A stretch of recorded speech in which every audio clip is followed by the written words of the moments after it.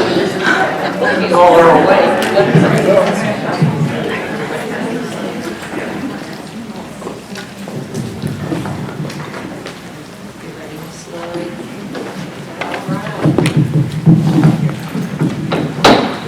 Good afternoon. I would like to welcome everybody to this meeting of the Oldham County Board of Education.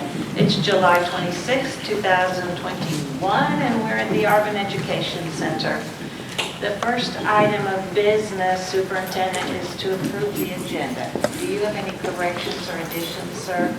Yes, there's one change. Since you received the amended agenda on the 21st, we have added item 3, section 12, superintendent report on COVID-19 prep and leadership retreat. Excellent, thank you. So that's the agenda. Can I have a motion to approve, please? Motion made by Ms. Hundley and seconded by Mr. Dotson. All those in favor, and that's 4-0.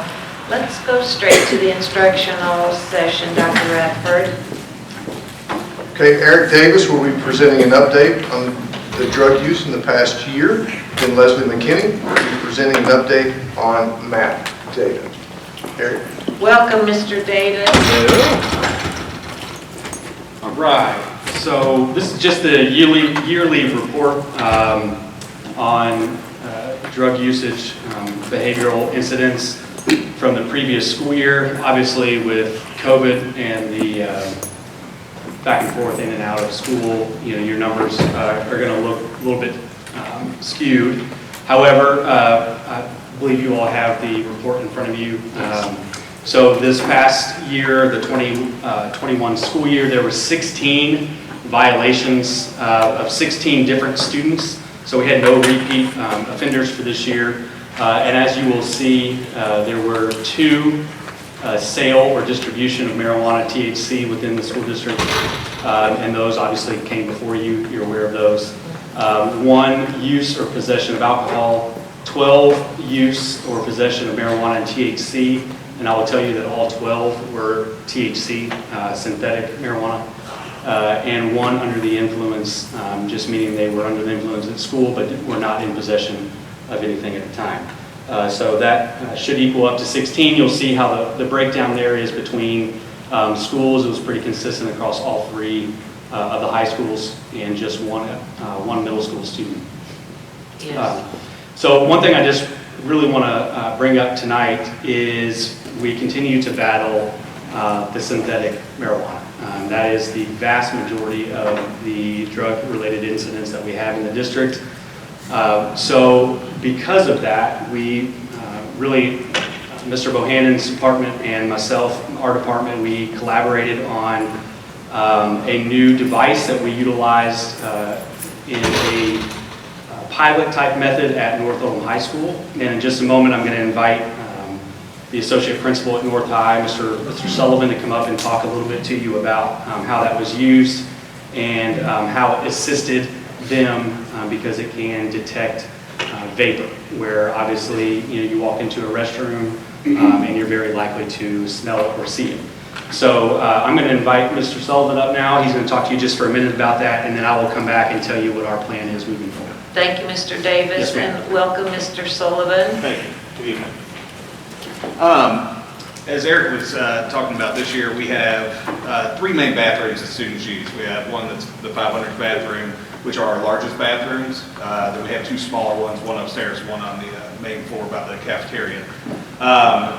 We were lucky enough to get halo sensors put into the largest bathroom this year, which is where we have the largest number of students that tend to congregate. We always joke, I've never seen a group of boys that spends more time in the bathroom. You go in there and there's 10, 15 of them standing around. We tell them they're up to no good. We know what's going on, and then more often than not we can catch them if we get led in the right direction. So one of the nice things about the halo sensors is every associate principal and principal in the building gets a text alert and an email when the sensor notices something going on. There's a few different alerts you can get. It'll say vape, which is just your general vape device. It'll say THC, if it detects THC in there. That was corrected 2 of the 3 instances that we had this year. It came out, and that led us to being able to find those devices. It also registers a vandal notification, and we did have one of our students who wasn't quite sure what it was, decided to jump up and give it a smack. And it came out as vandal, and so we were able to track him down. What tends to happen, obviously, we can't be everywhere all the time. So when we get the text alert, we immediately have somebody go down, check the bathroom, see if we can find anything. More often than not, those students have already walked out, because it's usually the last thing they do before they leave, is use their device. And so we get on the cameras, I backtrack it at timestamps when the alert goes off, and we can kind of narrow down who was in there, how many people were in there, and then can bring them in if we feel like we have enough to conduct a search on them. Can bring them in and search them. And so it's a very reliable device. It's been very nice having it in the one bathroom that we have it in, the boys and girls. What we did find is once the students figure that out, they're not, they know what to do, so they go to the other two bathrooms, and we start to see crowds gathering in there. So from our perspective, and we all battle drugs in high school is not unique to this generation. It's been there forever. So it's given us a great weapon to address, this growing issue of synthetic marijuana as it's come into the building. It has allowed us to identify students who might be using it.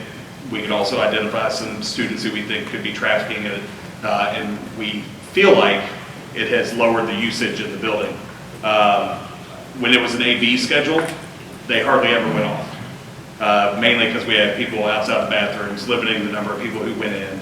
They were scanning in for contact tracing. As soon as we got to 100%, it started going off like wildfire.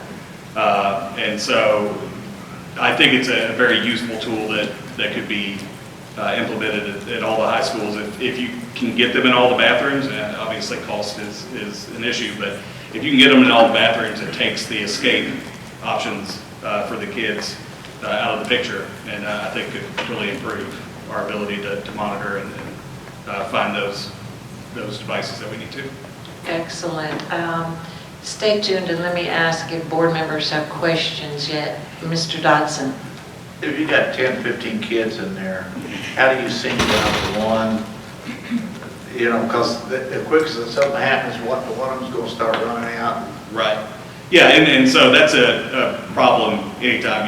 We would go in there even when the sensors weren't going off. You get 10, 15 kids, you'd see a puff, a little cloud go off, and your hands get tied on some occasions. But there's 10, 15 kids in there. We can't search them all. We don't have the right to search them all. So what we'll tend to do is I keep track. When those go off, you'll find repeat offenders. When those just happen to pop up, I can pull them in, let them know, hey, you're on our radar now. I can make phone calls home to parents. I've let parents know, hey, we've seen your kid in the bathroom several times. We have a sensor that's been going off. You might want to have a discussion with your child when they get home. So it's not always a piece where you find it on them or you can search them, but it's definitely one where you can let them know you're tracking, that something's going on when they're in there, and you can discourage, obviously. So all the bathrooms, it's a big deterrent. Mm-hmm. Okay. Mm-hmm. Yeah. Are they visible?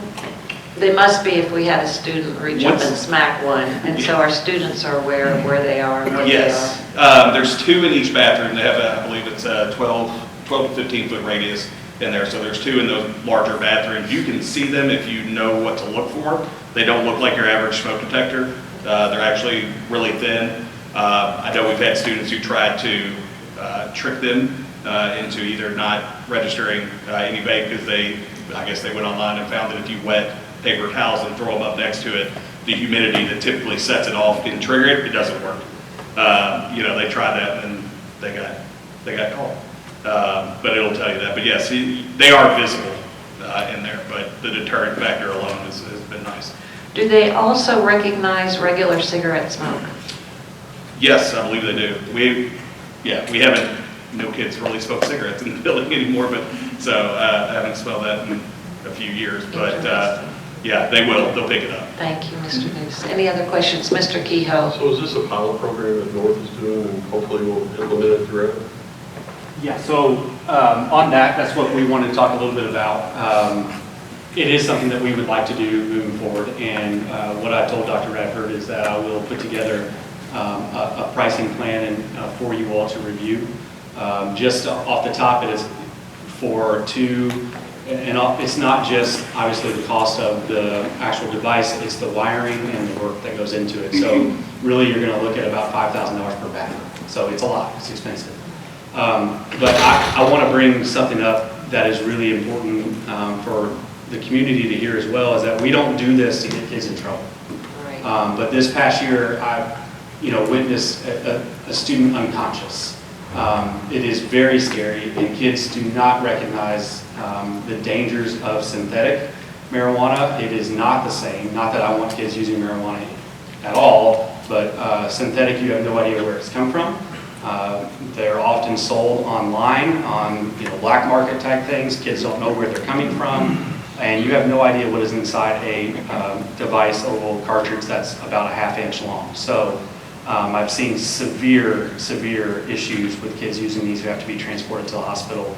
And we're trying to do the best that we can to keep kids safe while they're in our schools, and this is an option for us to do moving forward.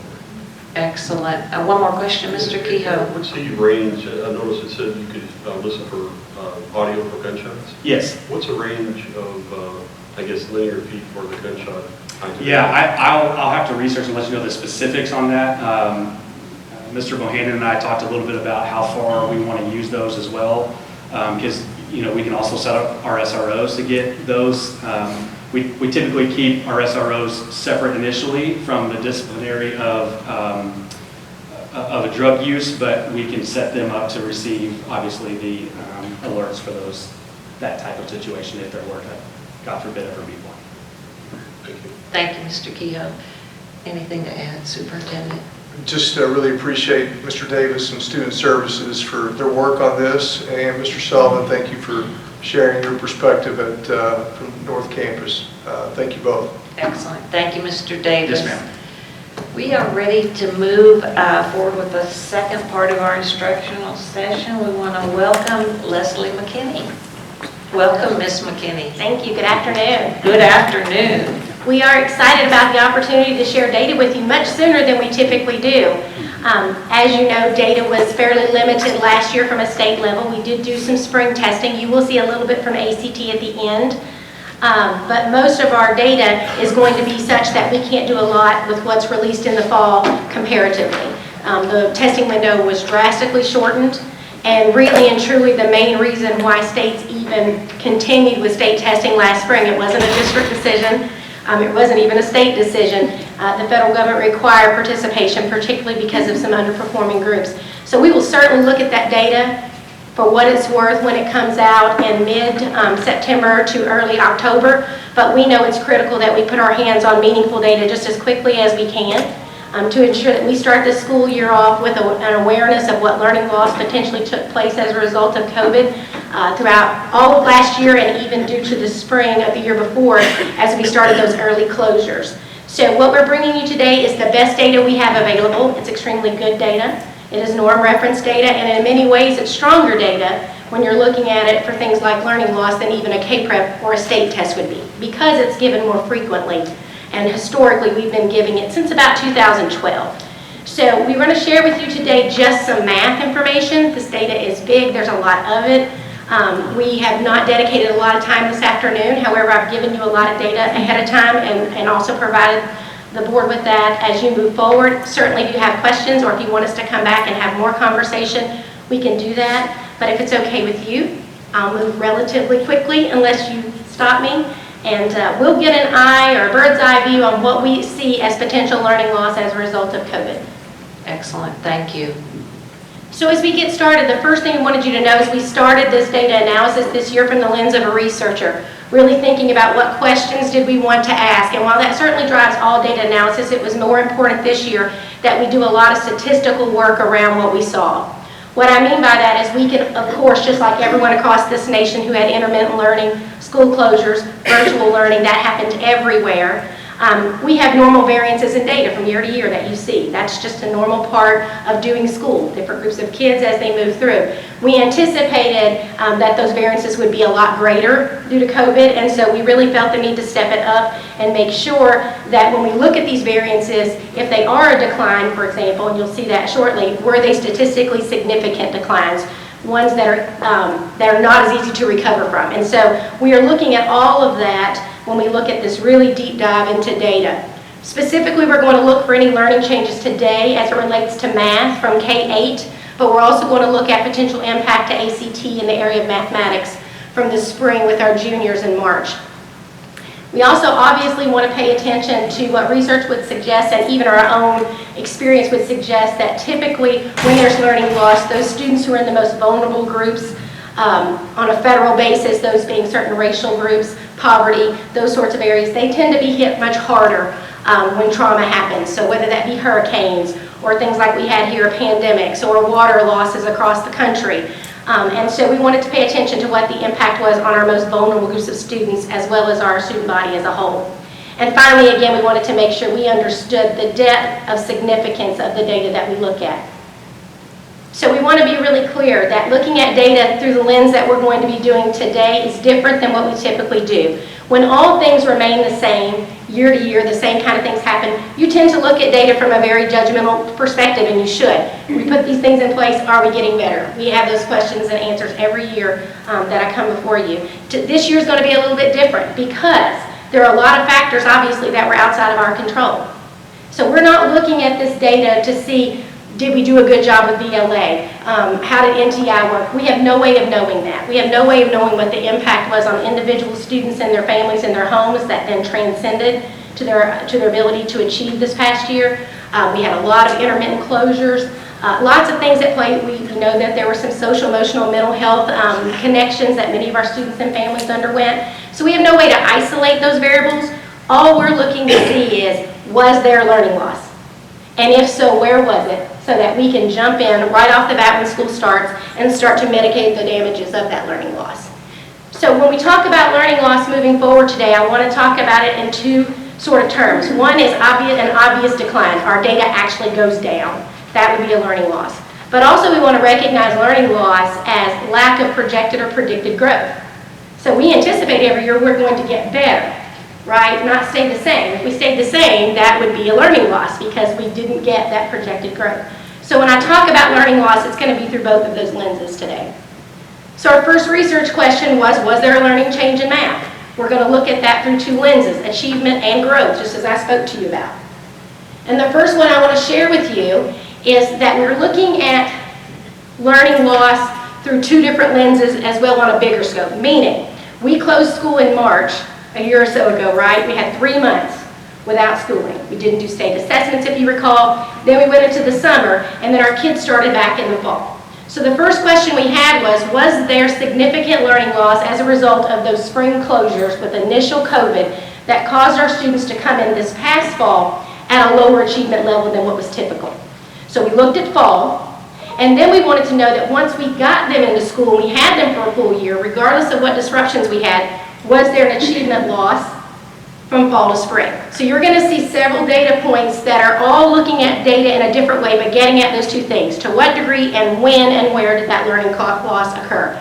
In this graph, we're going to be looking at fall to fall achievement. So what I did was isolate what is typical fall to fall growth, meaning what does it look like to achieve in the fall? How do our students typically come to us if we do achievement percentile ranks on a national basis? You can see that in a typical fall, our kids come to us very well prepared each year. We get our students ready for the next year, and these are extremely high achievement percentile ranks. I want to remind you when we talk about achievement percentile ranks, what we're talking about is the rank of the school compared on a national level to norm data. Meaning if we had 100 schools lined up, and you had a percentile rank of 80, that you did at least as good as 80, if not better, than 80% of the other schools. So a higher number obviously means you're doing extremely well. This shows what we know about Oldham County, which is typically a very high performing district. So this is typically how kids come in the fall by grade level.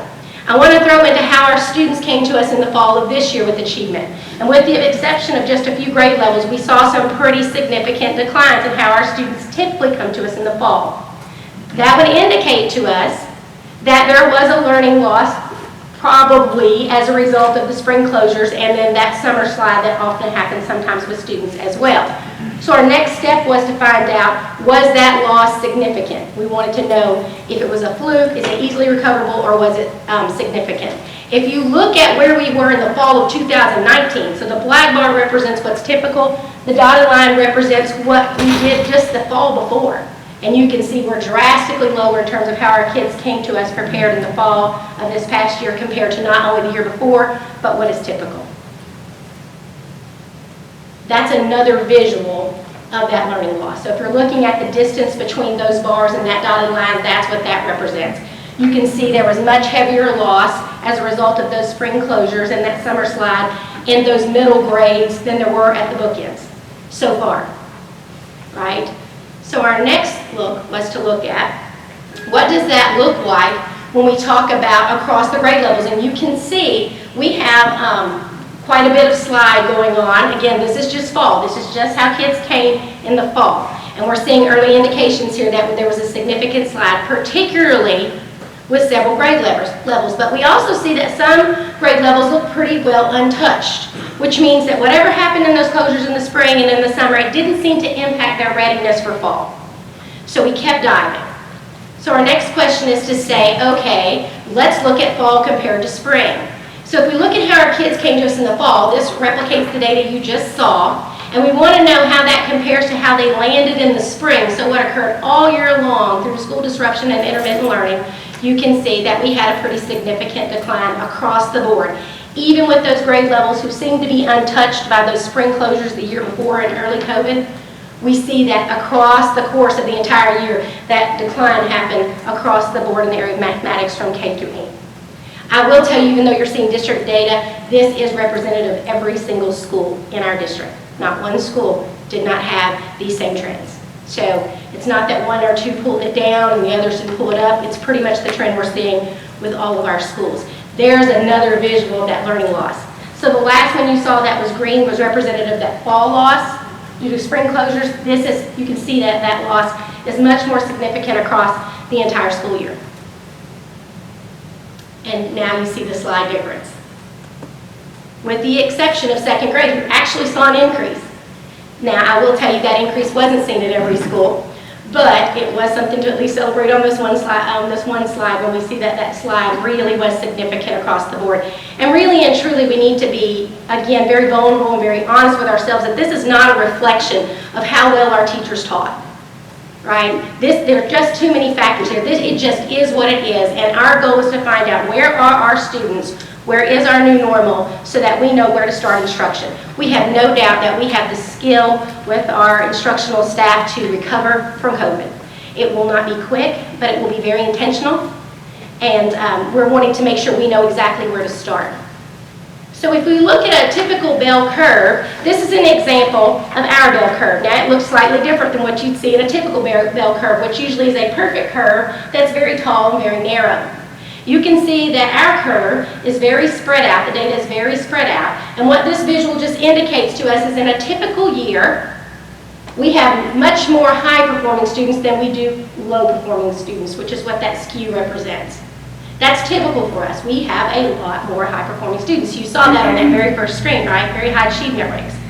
But what we want to see now is as a result, again, of looking at our difference after COVID, is you start to see same shape of the bell curve, and we still have many more high-performing than low-performing, but we are certainly seeing a shift into many more low-performing students and less high-performing students than we typically have. And I want you to notice that the average score and the median score, which is the middle scoring student in a set of data, has shifted drastically down. So if it used to be typical for us to have our median, which is just a central tendency at a 71, now it's probably more like a 58, right? So we are seeing that shift on a broader scale as we look at achievement loss. So let's look at it through the lens of proficiency. In a perfect world, Research would suggest that if all things are going well, all interventions are in place, core instruction is strong, instructional strategies are where they need to be, that 80% of your students should be able to access what they need at core. Now, we've sort of done our own mock-up of what this could look like with proficiency to sort of translate that. And what we say is, well, proficient and distinguished would mean kids are getting what they need. So in our charts, the green represents the percentage of students who are proficient or distinguished, the yellow apprentice and the red novice. It is not a one-to-one match between the RTI model. It's just a way to represent that same way of thinking. What I want you to notice is prior to COVID, we weren't at the desired state. Even as a high-performing district, we still were significantly lower than the percentage of students we'd like to see ready at the core instructional level, meaning not needing additional supports outside of a regular classroom through tutoring, interventions, etc.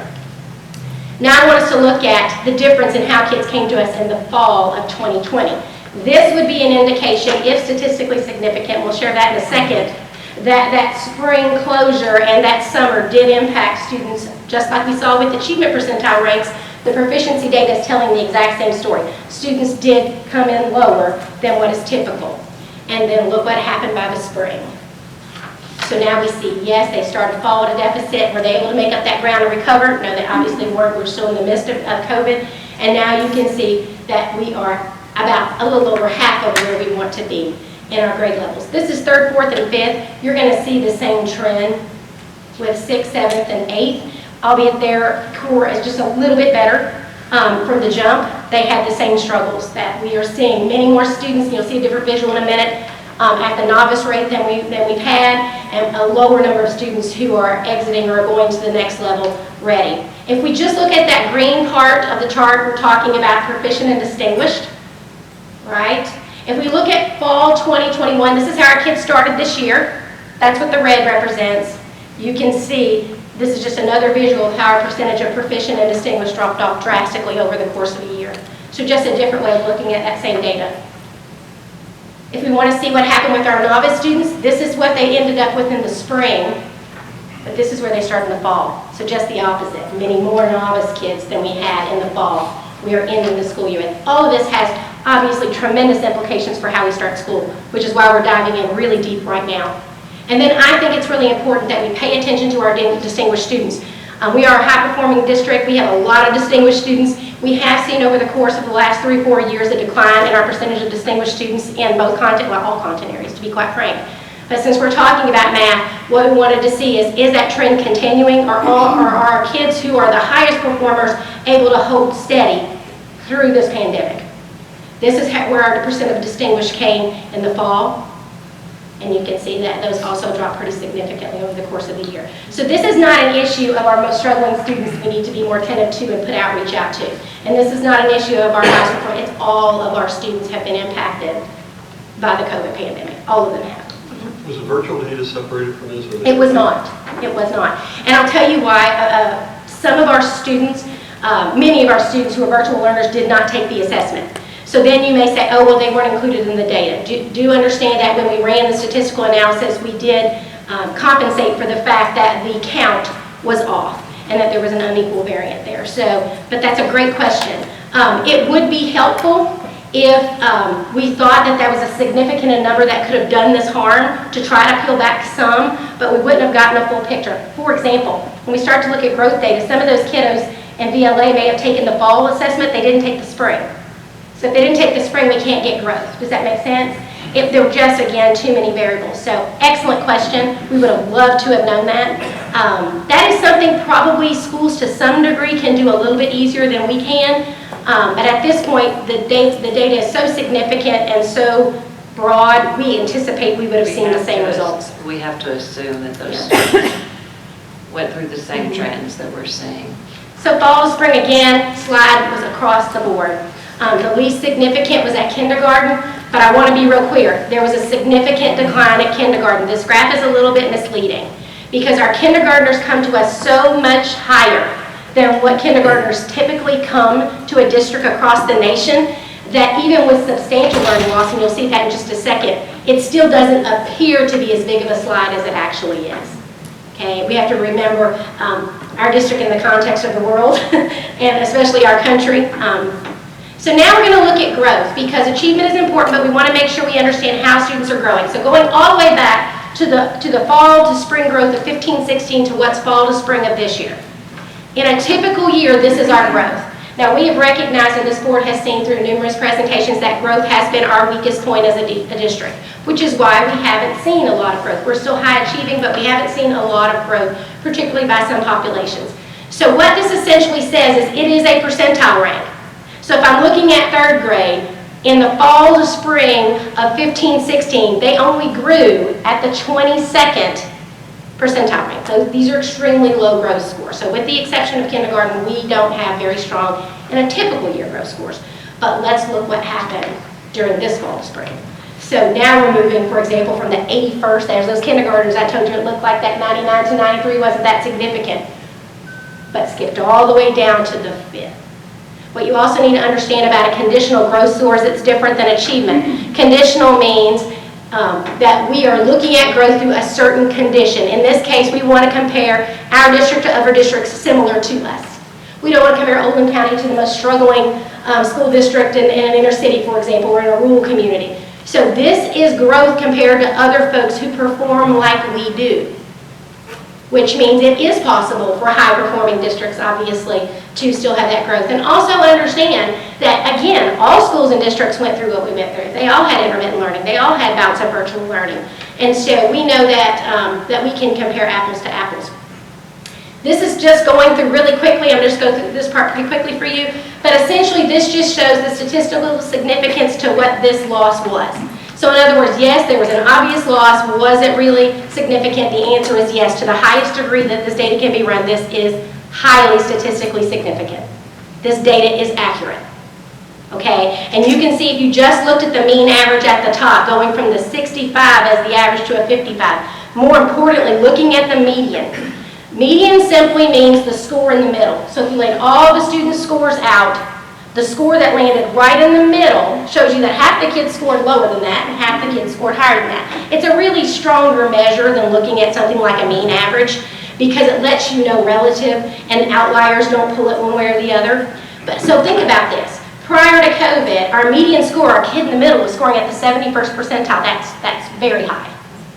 After COVID, or during COVID, we're still kind of there, the 58. So that's what this data, and that is actually what you're seeing when you look at those bell curves, is that data represented in a bell curve. Same thing if I look at growth, and the only thing I want to point out at growth for you is the mode. Now, mode just simply means it's the score, in this case, the achievement percentile rank that showed up the most. Okay, it doesn't mean the most, it just means if you had a score that stood out as most folks scoring that is what it was. When we look at growth, prior to COVID, even though growth is not our strength, most of our scores that landed on one score landed at the 99th, the highest you can get. That pre-COVID was 481 students, right? After COVID, most of our scores fell at the first, the very lowest you can score, at 494 students. So that kind of shows you the impact of growth there. So again, highly statistically significant. Really quickly want to move into some of these other groups. In Oldham County, it's important that we recognize that while we want to pay attention to how all of our student populations do, every race is important, obviously. Our most vulnerable races are the same as what national research would suggest, and in our case, those are African American or Hispanic students who traditionally are underperforming compared to their off group, which is white in this case. White's not always the off group, it is for us. When we look at how Hispanic students perform with achievement percentile rank, you can see that this was fall of 2019 with our Hispanic students. This was fall, where they performed in the fall of 2020. So definitely spring closures impacted. Here is what is typical for all students. So you can see the achievement gap visually there between all students, not white. But then look at the achievement gap difference when we start to look at white students. So if I look at the black line at the top, that is white students in 2019. You can see by the dotted red line that they had a decline, obviously, as well, but it did not seem to close that achievement gap. There is still a very wide achievement gap between how our Hispanic students are performing in math and how our white students are performing. That gray area in the middle is their learning loss. The distance between those lines and that green, top of that green bar is the achievement gap. So looking again, there's the gap, just another visual. Okay. So let's look at our African American students, and we're actually going to look at them through a different lens because we actually don't have a very large population and stable population of African American students. It fluctuates greatly, and those numbers in any one school are particularly low. But from a district perspective, we certainly have enough data for our sample size to see how our African American students are performing. This is the fall of 2019 achievement percentile rank of African American students by grade. You can see there didn't seem to be, for most grades, a huge impact on the closure of the school last spring for them. Okay, this is the white students though, so you can begin to see that learning difference in terms of achievement gaps. But let's look at throughout the school year. Now we see, again, start to see some of those differences and how students came in the fall with the red bar and where they landed in yellow with the spring bar. So that significance in learning loss. And again, the reason why that data looks different is because there's such a small number of students, you want to make sure you're representing that data well. And as we work with schools, we'll make sure they understand how to read their data to not make broad assumptions when they have a small population of students. But we did think it was important. And again, you can see the difference between the yellow bar and the green line is the achievement gap between African American students and their white counterparts. Okay, when we look at percentages of proficiency, that's strictly what this is showing you. We moved from the fall of 19 up a level to the fall of 20 in red and up to the spring in gray. What you're essentially seeing is the changes in proficiency. So if I look at third grade, I'm just going to explain one so that you can take your time and look at this when you have a little more time. You can see that there were 55% of African American students were proficient or distinguished when they came in the fall of 2019. That dropped to 20% in the fall of 2020, and it did increase a bit, but it's still drastically low by the time they exited in the spring of 2021. So that's how you read it. You read it vertically, going from bottom up. Okay, same thing. This is just the opposite, what we don't want to see. So same third grade African American students started with only 10% novice in the fall of 2019, tripled by the fall of 2020 after those closures, and is at a high of 40% novice. So almost half of those students are novice in third grade. That's important for teachers to know, right?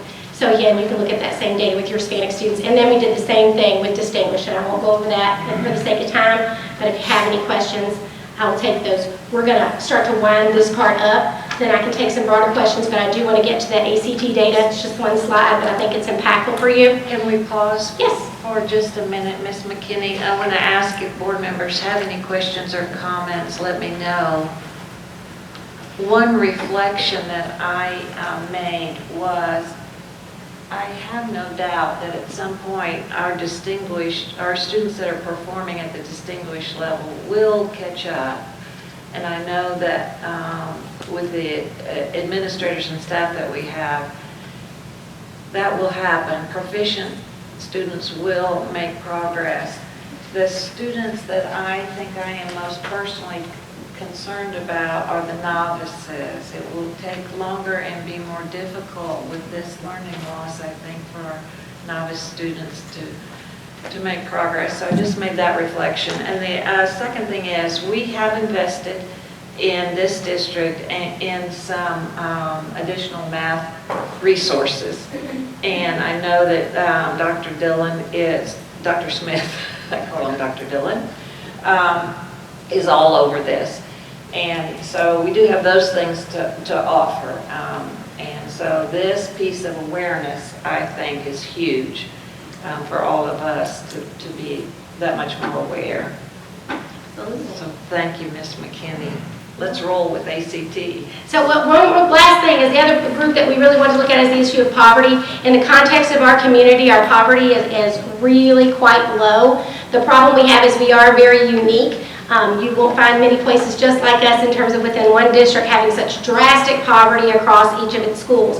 And so the poverty data really is more impactful from a school-to-school lens, but from a district lens where it is appropriate to say, does there appear to be, as the research would suggest, that students of poverty are going to be harder hit?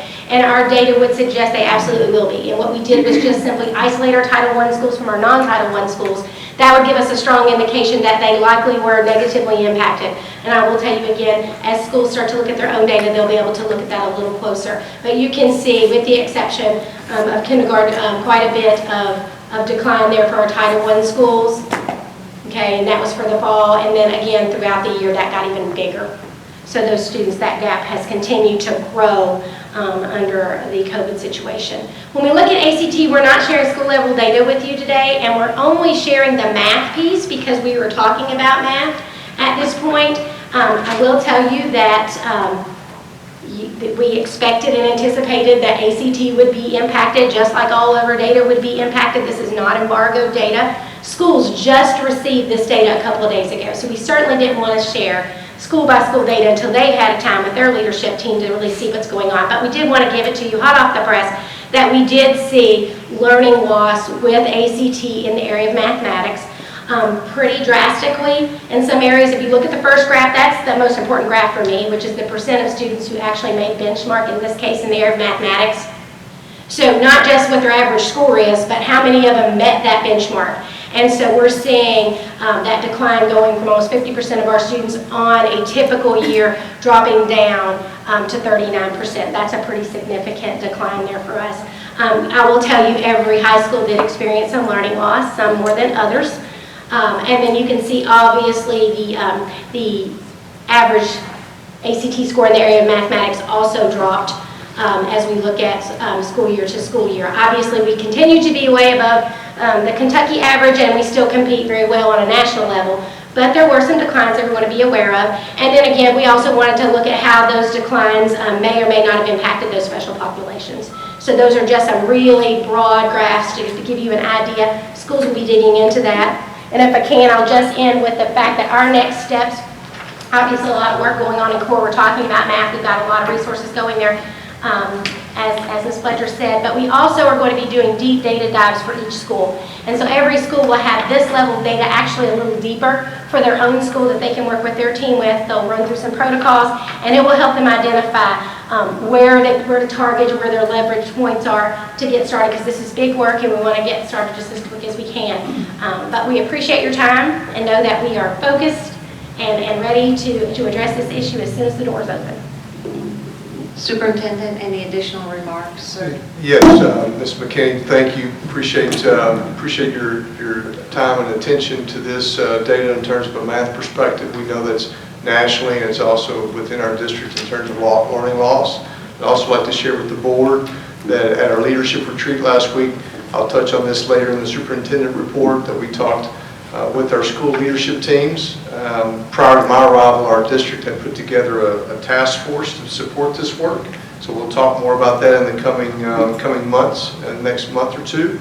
And also, we're also going to talk about, as you've already heard, how we're responding to this data and the learning loss that our students have had regarding math, as an example. That is planned to happen in August. And then the third thing I'd like to share with our board is we talked to our leadership teams about urgency, that it's not fast, but that we're just really focused on what our students need, and we feel like we have a really good plan now, and it's the matter of implementing that and supporting our teachers, our leaders, and certainly our students. Excellent. Thank you, Dr. Radford. And one other thing I'd like to add is that we have had many of these students in our summer school programs, and we're hoping that those summer school programs will also give them a boost in order to start the school year too. So I want to thank everybody that's been involved in our summer school programs. I know they have been much more district-wide than usual, and so thank you all. Great report, Ms. McKinney. Thank you. We're ready, Superintendent, for the treasurer's report, sir. Okay, Ms. Anderson has prepared the treasurer's report. You would step up to the microphone, Ms. Anderson. Thank you so much. Good afternoon. Good afternoon, everybody. All right, so this is the treasurer's report for the month of June. It is also our fiscal year end. All of the cash transactions have been posted, but we will continue to have entries that will move us to the modified accrual basis of accounting and then to full GAAP on the auditing report. So if we go to our first page, on page 4, we have our cash balances. We begin, in total, our beginning balances of the cash are $49,888,000, and we end with $41,193,000. So again, we are in the time period where we are spending more than we got in, and that will continue through the summer and into the early fall. Just as a comparison to where we were in the prior 2 years, we had talked about the food service and the daycare funds being hit really badly because of COVID. So right now, we've got an ending balance in food service of 1.6, almost $1.7 million. When we ended fiscal 19, let's go back a little bit. 1 year ago, we were at $970,000. And fiscal 19, before COVID started, we were at 1.6 million. So we have recovered nicely. The government has changed how we got that reimbursement. We are back doing some a la carte with the kids.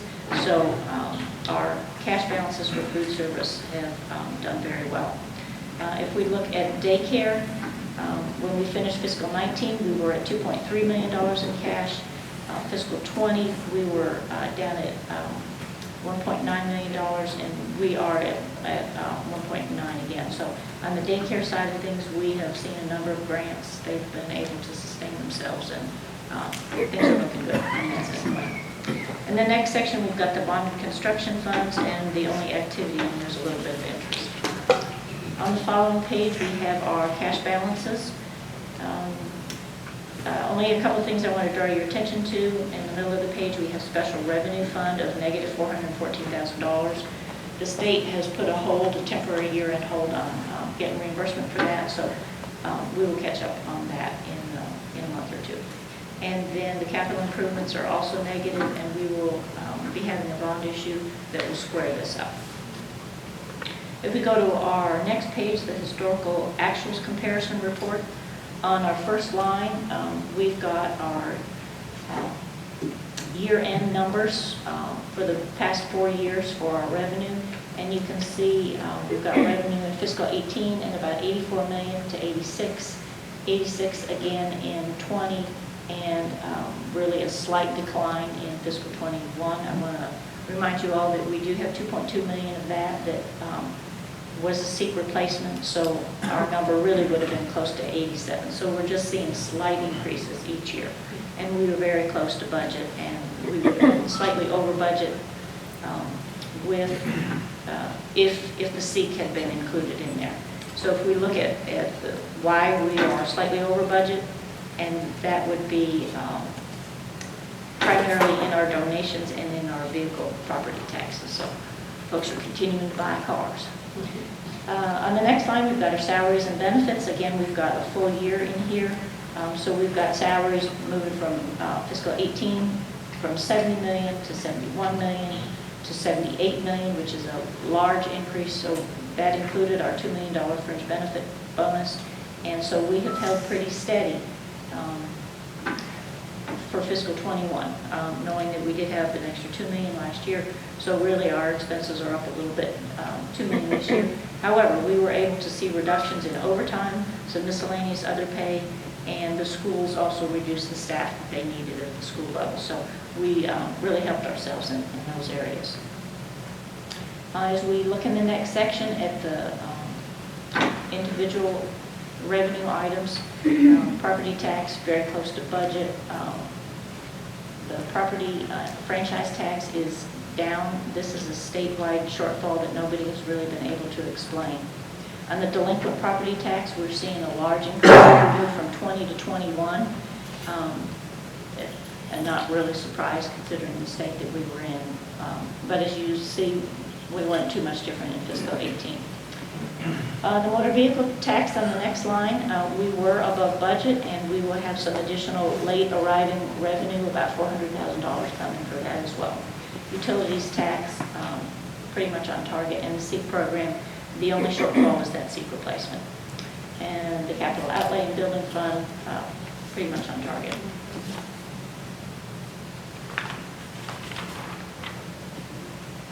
All right.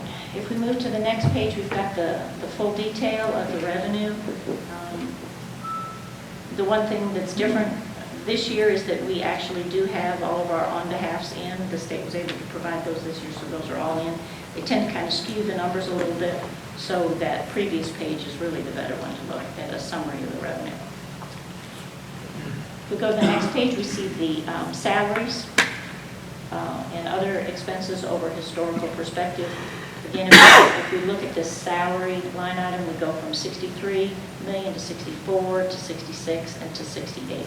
So we're seeing an increase of $2 million every year. And really, there's nothing significant to be added for the month of June, relatively a quiet time period. Let's see, on page 18, we've got the expenses by function. And following that page, we have the detail of those expenses that were pulled out that make our numbers look artificially low. They were covered by the SEAT grant, which was in Fund 2. On the following page, we have the bonding potential, and then we move into the financial statements. We've got balance sheets and income statements by fund, and that concludes the treasurer's report. Excellent. Questions for Ms. Anderson, board members? So I need a motion to approve, please. Made by Mr. Dodson, seconded by Mr. Kehoe. All those in favor, and that's 4-0. Bills and claims, please, Ms. Anderson. All right, bills and claims on page 95. So this is the activity since our last meeting. This includes a bit of June, but mostly July activity. So we've got 734 invoices and 9.2, almost $3 million on expenses. And following that are the details of each of the payments that we've made. Yes. And that concludes bills and claims. Excellent report. Thank you for the additional notes again. Questions or comments regarding bills and claims? Motion to approve, please. Made by Mr. Kehoe and seconded by Ms. Hundley. All those in favor, and that's 4-0. Thank you, Ms. Anderson. We have one set of minutes to approve, board members, and those would be from the June 28th regular board meeting. Questions or comments or additions? Motion to approve, please. Made by Mr. Kehoe and seconded by Mr. Dodson. All those in favor, and that's 4-0. We are ready now for the notice to the Board of Personnel Actions, Dr. Radford. Yes, so nothing out of the ordinary. We're just continuing to fill our open positions for the upcoming school year. Excellent. Questions or comments? All right, thank you, sir. We are now ready for the consent agenda, which is items A through J. Your recommendation, Superintendent? To take the report under advisement. Excellent. Motion to approve the consent agenda made by Mr. Dodson and seconded by Ms. Hundley. All those in favor, and that's 4-0.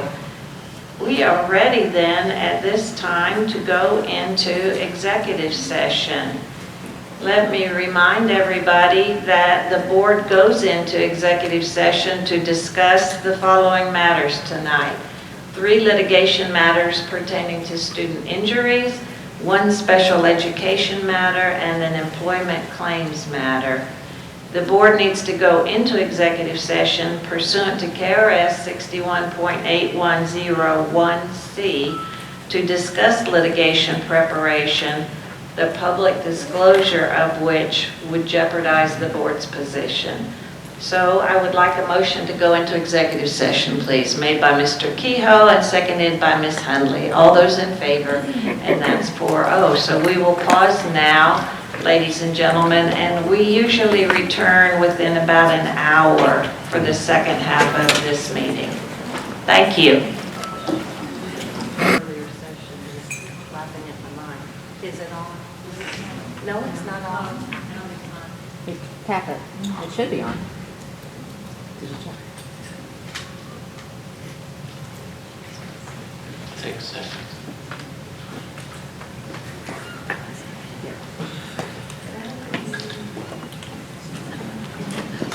While we switch out the mic, ladies and gentlemen, I'm going to ask Mr. Andy Moore, principal of Oldham County High School, to lead us in the Pledge of Allegiance. I pledge allegiance to the flag of the United States of America and to the republic for which it stands, one nation, under God, indivisible, with liberty and justice for all. Well done, Mr. Moore. Thank you. Yay, we're good to go. All right, as I said, when we came back in, there's no action coming out of executive session, ladies and gentlemen. And before we proceed with the agenda, I'd like to read a statement that I have prepared. This is for all of our friends that are out there. I want you to know how truly sorry I am for my use of inappropriate language at the conclusion of public expression last month. In my position, there is no good excuse for losing my patience or my temper. Free speech is an inalienable right of all Americans, and I value and hold dear that right and privilege. I also respect individuals willing to appear here and share their concerns with us. I would hope that we can always have a respectful exchange of ideas. My verbal faux pas was in poor taste. The responsibility of that lies directly with me and should not be a reflection on the board or the district as a whole. Again, I sincerely apologize. Let's move forward and work together to continue doing what's best for staff and students in Oldham County.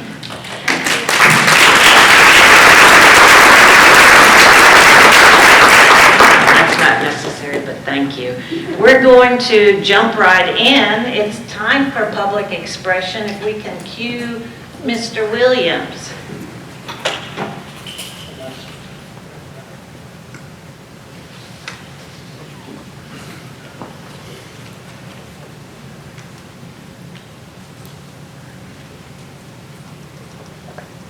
I do believe we have some persons wishing to address the board, so I thought let's give it a second here.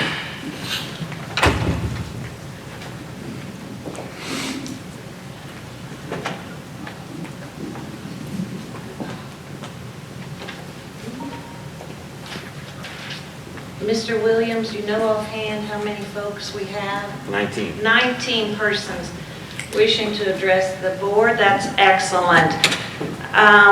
Let me read the guidelines for public expression,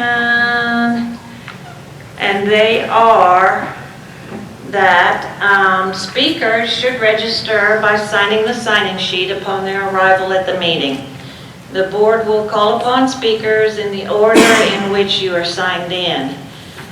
Speakers shall not exceed the time limit allotted by the board, and the board will allocate time based on the number of individuals registered to speak. So what's the pleasure of the board? 3 minutes.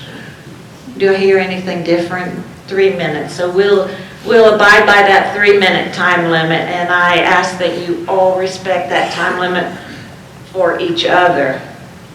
Public criticism of individual staff members and individual board members is prohibited.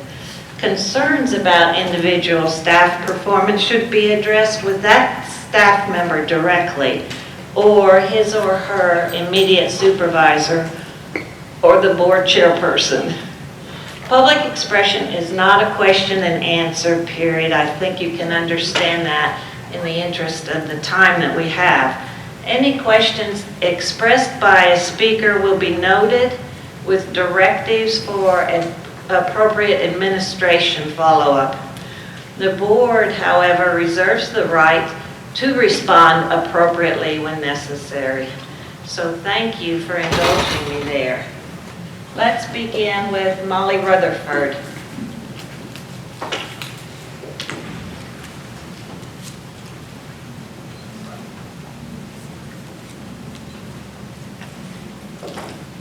Good afternoon. Yes. Hi. Thank you for giving me the opportunity to speak. My name is Dr. Molly Rutherford. I am a medical doctor who practices in Crestwood, Kentucky, and I have 2 children in the Oldham County School District, one at Oldham County High School and one at East Oldham Middle School. I also have a master's in public health and epidemiology and public policy from Johns Hopkins University, which I obtained prior to medical school. Prior to that, I worked at the NIAID down the hall from Dr. Fauci. I want to say, at the beginning of the pandemic, I urged people to listen to him and his expertise, and I want to apologize for that. I was wrong, and I want to thank the board for coming out and saying that they are going to make masks optional for our kids, and that people are not permitted to ask about vaccine status of our children. It's not appropriate. We have plenty of data that mask mandates didn't make any difference in the spread of this aerosolized tiny virus. It logically makes no sense. There's even data that's been collected by Dr. Emily Oster at Brown University. They've been studying mask optional versus forced masking in schools since the beginning of the pandemic, and the average infection rate among forced mask schools is 0.28%. The average infection rate among mask optional schools is 0.22%. So actually lower in mask optional schools. We know that that masks can be harmful, especially for younger children, as they are trying to develop socially, and many of them are learning language. It's especially bad for kids who might be disadvantaged or late in their speech, to not be able to read verbal cues, read the cues of the teachers. And I just hope that despite the recommendations from our governor now, that you all will continue to advocate for our kids in our school district. I will add that I was an expert witness in the case in Boone County against the governor, which we won, and he cannot mandate anything at this point. He'll be in contempt of court. That's all I have to say. Thank you.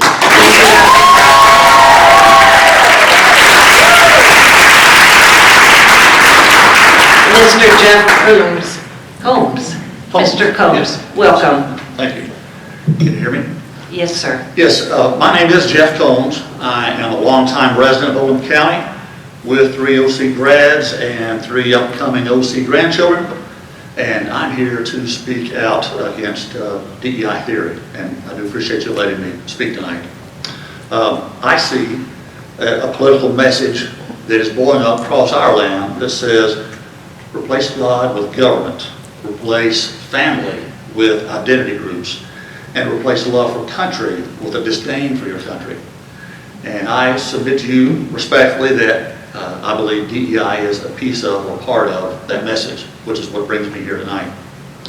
Dr. Jordan Peterson, a clinical psychologist at Toronto University and former Harvard professor of psychology, says this about DEI. Diversity is no longer about opinions and ideas, but it's diversity of race, ethnicity, and sexual identity.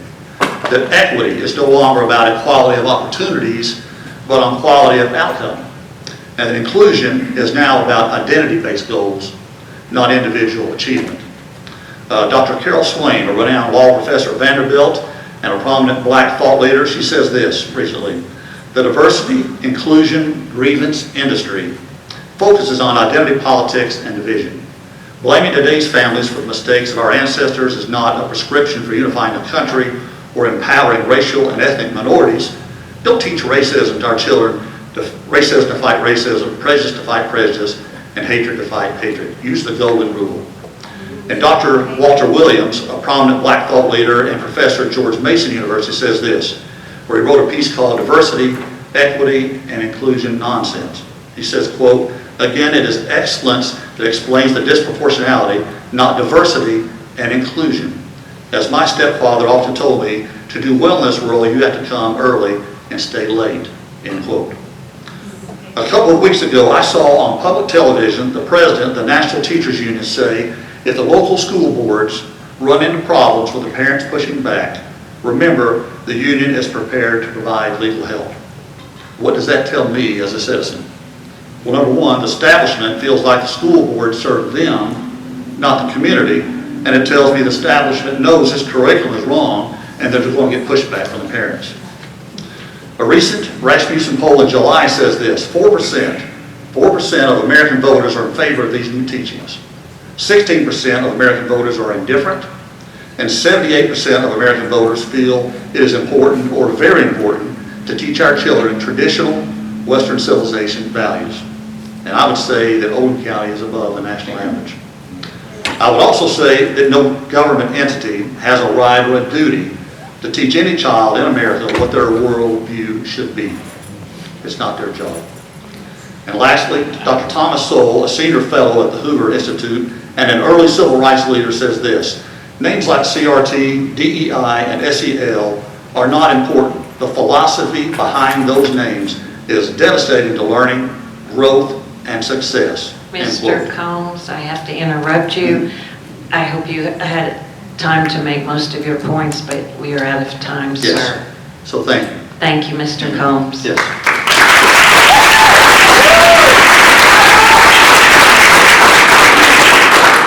Pam Craddock.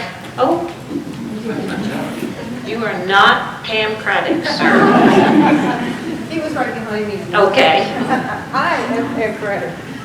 Thank you. I just wanted to say, first and foremost, I had sent the board an email as a follow-up to my appearance last month and suggestion about considering 1776 Unites as a K-12 curriculum enhancement and working with the Woodson Center, at the very least, hearing what they have to say. And I'm very pleased to say that Ms. Hundley replied back to me with a confirmation that the contractor that we spent a lot of money on will not be renewed. That was good news. And Mr. Radford, thank you, and I replied to your email. So thank you, much appreciated. I would also like to say, Ms. Fletcher, I personally accept your apology, and I would say to you, you have an amazing engine out here. Use it. Use your power for good, not evil, right? So you can leave or you can follow this, but this engine is very powerful, and I encourage you to use it. Work with us, listen to us. And finally, I really appreciate your first speaker, because I was thinking about mask wearing and children. I don't have kids in school. My kids didn't endure a pandemic, but their kids are. And so what I would say is fact-based, evidence-based. That makes sense to me as a grandparent and a taxpayer. And so I really appreciate what that young lady had to say. So Mike, thank you. Thank you, Ms. Craddock. Lance. This is Lance Pearson.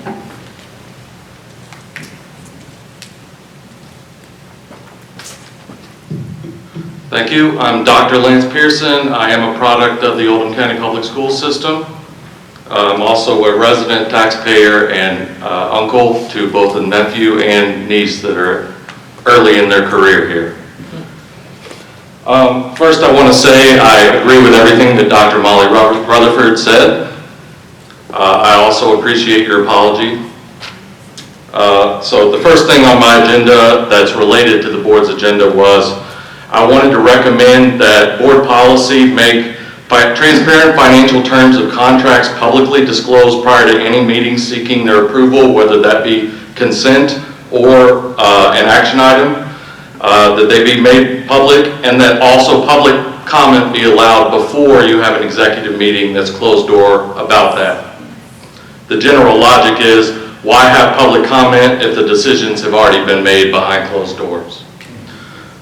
Second, and this may be addressed, I was wanting to know the financial terms of the DEI consultant, Michelle Shelton.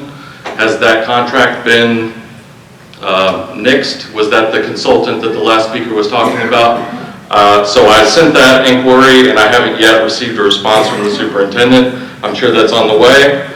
Third, it also came to my attention that the board has been paying for language consultants from Confucius Institutes to come and provide language services to the school district. Now, I don't want to give the impression I'm not in favor of that. I actually think that language opportunities, especially Mandarin Chinese or Spanish, would be very beneficial, especially early. but I do have hesitation about connection with the Confucius Institutes. The University of Kentucky, for example, has broken all contact with their Confucius Institute due to those organizations' close ties with the Chinese government. All right, and then, I know I'm hitting a bunch of stuff, but there was a lot of stuff and I've only got 3 minutes. In more general on DEI and equity, I wanted to basically say that the justification for most of these programs is because there is a statistical significant difference in single factor group outcomes, performance. You do see differences in basically every industry, every school district between students if you look at them only on the basis of race. But I want to emphasize that does not mean that that is prima facie evidence that there is discrimination going on. And so Thomas Sowell, as was mentioned, has said, if you cannot achieve equality of performance among people born to the same parents and raised under the same roof, how can we realistically think or expect to achieve it across broader, deeper social divisions? So all of the following have also shown consistent differences in performance. Dr. Pearson, I apologize. Let me finish my sentence, just one sentence. The average outcome has been shown to be different across groups based on family structure, family background, culture, prioritization of education, economic income, neighborhood, parental work schedules, nutrition, birth weight, maternal age at birth.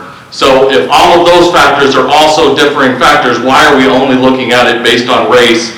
We've already assumed that the story is race when it could be all of these other factors that are influencing those outcome differences. Thank you, sir. Thank you.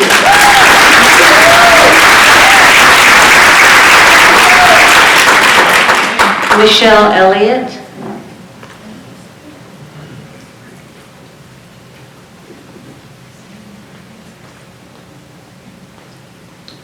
Hello, Miss Elliott. Welcome. Okay. The decision to wear, Can you pull the microphone down? Thank you. okay. This decision to wear a mask, I believe, should be left up to each child's parent. If you base the decision on science, you can find evidence that the mask is harmful to the child, especially as long as we are asking these children to wear these masks. You can find science to support it and to not support it. The data is out there if you look for it, as the first doctor spoke about. I implore you to leave the decision as it recommended, not required. If you make this required, then I challenge you to wear a mask for the hours that our children are wearing them. And I also take it another step to how long our children that we have in after-school care have to wear their mask as well.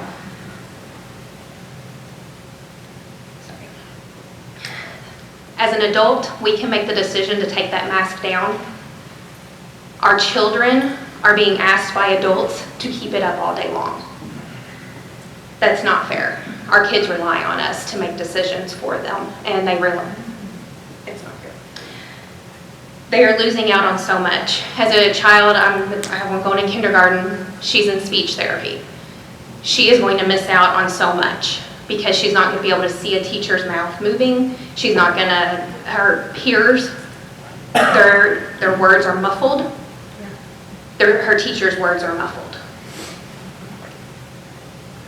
My children have been in the summer program at their school this whole summer, no mask. How many kids have been sick? Why is it all of a sudden now, we're getting ready to go back to school, and now here comes the mask push. It is time as adults that are in these kids' lives to protect them and stand up for them. One more note. Please stop referring to my child as unvaccinated. This is an experimental vaccine that's still not approved. It is not fair to these kids. My children have been vaccinated up until now on these vaccines that have been around for years. Please stop referring to my child as an unvaccinated child. It's not right. Thank you.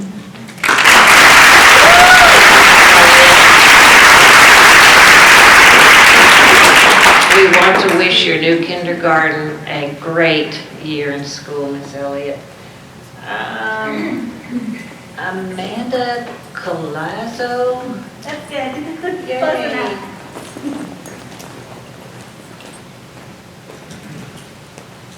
Welcome. Thank you. I have 3 children in the school district. 2 of my older children have been able to be vaccinated at this point, but my younger child has not yet. We did BLA last year, and we're incredibly grateful for that opportunity to be able to keep our children safe until they could get vaccinated. But I do have a concern with the Delta variant spreading, and I would ask to reconsider the CDC guidelines and the American Academy of Pediatric guidelines. Just if social distancing would be available, if a BLA option, an online option, for those of us that may be more concerned about the virus or have not had a chance to vaccinate our children yet, age 12 and under, I would really appreciate, because we feel in a bind in some ways. So, thank you. Thank you, Ms. Collazo. Jason McNabb.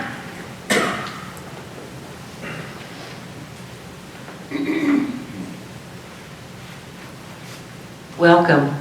Hello, can you guys hear me? Yes. It's not muffled? No. I'm wearing a mask, sure. Okay, I disagree with everything Dr. Rutherford said. One, just claiming that the virus is so small the masks don't help. The virus lives in water droplets, in aerosols, and those water droplets are significantly larger than the virus. The virus doesn't exist in the air by itself. You have to implement these masks for kids that are not vaccinated. You have to implement these masks for kids who are not able to get the vaccine. This vaccine has been out for almost a year now. I got it when it first came out. We've not seen significant issues with this vaccine. It should be mandated as part of their immunization requirements to go to school. Can we please give this gentleman the same respect that he has given other speakers? Thank you. This Delta variant is causing 85% more hospitalizations, and a recent study in the UK have shown 85% more hospitalizations than the original variant. This Delta variant also spreads 2.5 times faster in children. Much faster. And with breakthroughs, people that are even vaccinated are able to spread this virus to kids that haven't gotten the vaccine yet. I would highly recommend, I beg you guys to implement CDC guidelines and what the governor recommended for all kids to wear masks. Thank you. Thank you. Oh man, I'm struggling here, but you live on Park Road. Oh, that's me. Me? How are you? Good. It's so nice to be here, you all. I just want to, and I want to address you two while we're here. I'm sorry, can you give your name? Yeah, Amy Tyler. Thank you. Yeah. I've noticed that not a lot of people are advocating for masks, which I think, if we use our brain and you think winter's coming up, right? Colds happen. We all know this. It's only going to get worse. You are unvaccinated. If you're not vaccinated, you're unvaccinated. That's the truth. It blows my mind the way you look at it. Oh, I'm sorry. Amy, I'm over here. I'm sorry, I know. You know how, I know it's an emotional subject. But what I was going to say, everybody is so upset about their children. Well, my children's in that class too. Your child isn't the only one in there. Mine's in there too. So if my kid's going to wear a mask to protect your child, you should be willing to wear a mask to protect my child and not be selfish. Because that's what it boils down to. You're being selfish people. Address the board, please. Selfish. No, I'm going to address you too. Then we should be able to speak back. Wait, ladies and gentlemen. I know, I'm sorry. I can't do it with no more of these people. It's out of control. It's okay. Amy, Somebody's got to were you able to make your points with us? Yes. Okay. I'm going to thank you. All right, Denise. This is Denise Watts Wilson. Good afternoon. Good afternoon. So glad to be here this My fellow evening. Rotarian. Yes, I was going to ask a question, but I'm not supposed to ask a question according to the statement you read, so I'm going to couch it as a statement. You can ask questions. We probably will not Right, take this I got that. opportunity to respond. Right, so I'm better couch it as a statement. Yes, ma'am. One is, the statement that you read indicated that those who wish to speak for public comment would be signing in when they arrive, Yes, ma'am. not an hour later. So please, can we have the sign-in sheets when we arrive? Sure. Second question, not a question, you guys seem to have had like the PowerPoint presentations. Are those available online somewhere so that people who are interested, and can those be made? That's still a question. Let's put those online so that those who are interested in coming to the meeting can have the same information to look at in advance that you guys were obviously looking at on your computers. Were you referring to the instructional session? Yeah, that was neat information. And would you please time me for 10 seconds before 3 minutes? And just say time is almost up. Mr. Dodson. Okay, Father, help us. We face a very complicated world. We face all kinds of opinions. We face all kinds of facts. We face all kinds of confusion. We have so many emotions, but you told us before you even created the world, jotted it down so we would have it for all history. Your truth stands through all generations. So Father, help us to walk in truth, to kill our emotions, to slash our insecurities, and to simply be like grown men and women, not responding to childishness in one another, but dealing like adults, running the world that you gave us dominion to run, so that our children will grow up responsible citizens, loving their God, honoring their families, and making this country the great country you designed it to be. Thank you, Lord. In Christ we pray. Amen.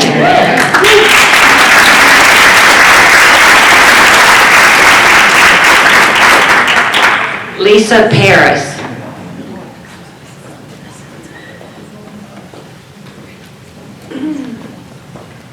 I won't knock it over. It's all right. Thank you. It's fragile. Welcome, Miss Paris. Thank you for hearing me tonight. Sure. I know that everybody can get upset about a lot of things around here, but I think one thing we can all agree on, we want what's best for these kids. Every minute of the day, they are not with us, okay? I'm a mom to 6 kids, from 4th grade all the way up to, some of them are going to be juniors in high school this year. And I have looked at every one of their masks that they wore, and they were gross, okay? I bet I've also grabbed a mask off the floor of the car to run into the grocery store, because I'm not afraid. And nobody needs to wear a mask to protect me or to protect my children, okay? I am already protected.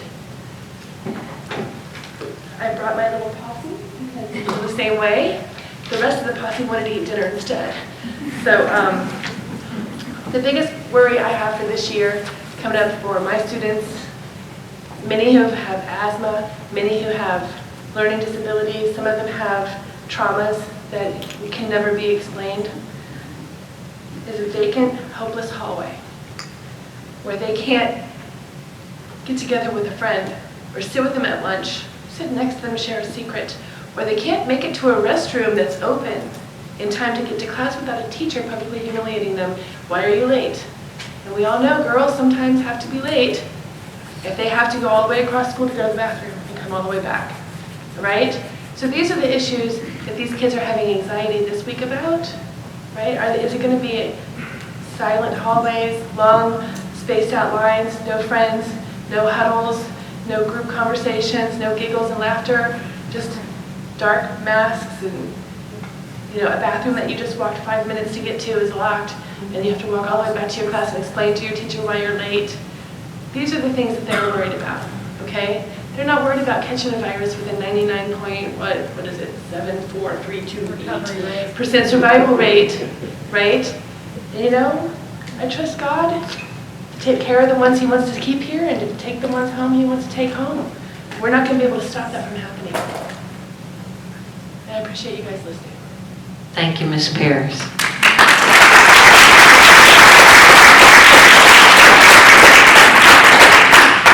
Lindsay Teichner.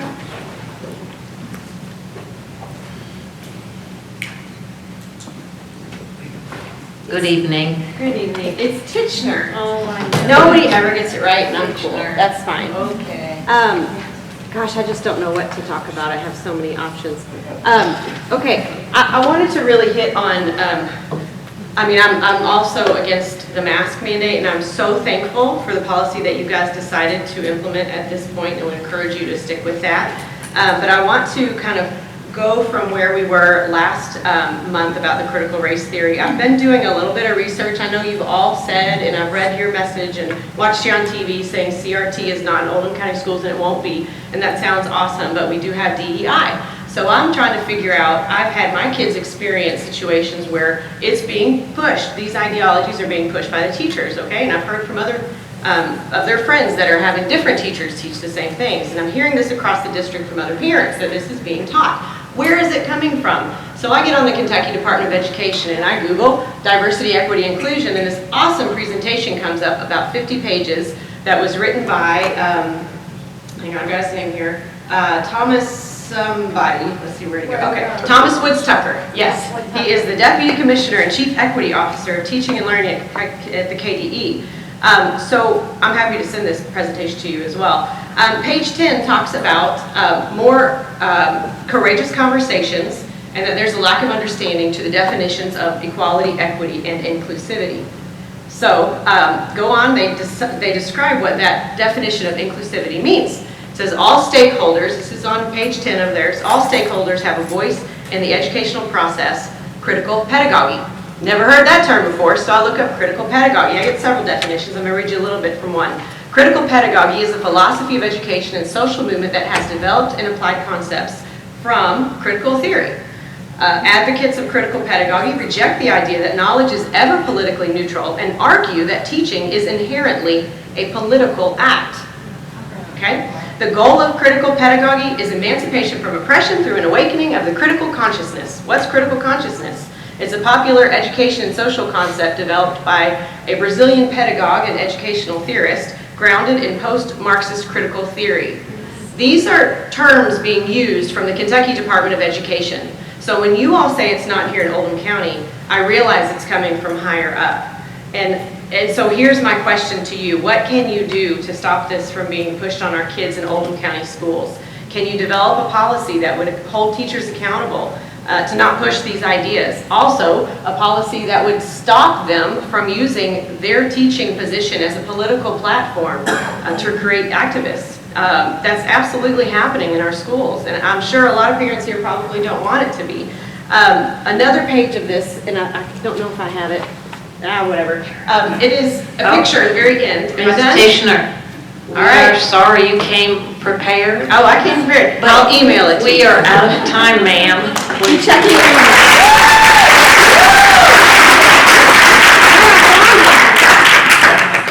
Okay, Teresa. And it starts with D-Luna? DeLune. DeLune. Teresa DeLune. L-E-E. UW. UW. UW. Yeah, I got nurse's handwriting, sorry. UW. Well, I don't, as a fellow nurse. Oh, Take it away, Miss Teresa. Hi, thank Hi. you. Other people covered stuff I wanted to talk about, did an awesome job. I'm also against the mask mandates. I think it should be a choice. The ones that feel like they need to be protected can wear it, and they should be okay. But we should not force our kids again to wear them. We have a special needs son. I didn't force him to, I didn't train him to. I told him he had a choice not to wear one or not. I was going to keep him home because of it, but he wore a face shield. And then after a while, I cut the eyes out of the plastic so he wouldn't have to look through plastic. but it hindered him. He needed to see emotion, he needed to see the teacher's face. So I think it does a lot of harm in that aspect. And he got COVID, he has respiratory special needs, bad asthma. He did fine. I did horrible, he did fine. But anyway, so I'm not for the mask mandates, and they're just it's not gonna happen. But there is still on the school website, and Mr. Superintendent, if you can look at that and include all children on that and not just Black, brown, and minority voices. Can you go back and change that? Greg Schultz, oh, I'm sorry. I think it needs to include all children, that all their voices need to be heard. If you don't mind looking at that and see if you can include all the kids. And then I actually talked to Mr. Wood. I had his name, what was it, Trump? Sorry, I have it on my other page, his name. I actually talked to him today on the Kentucky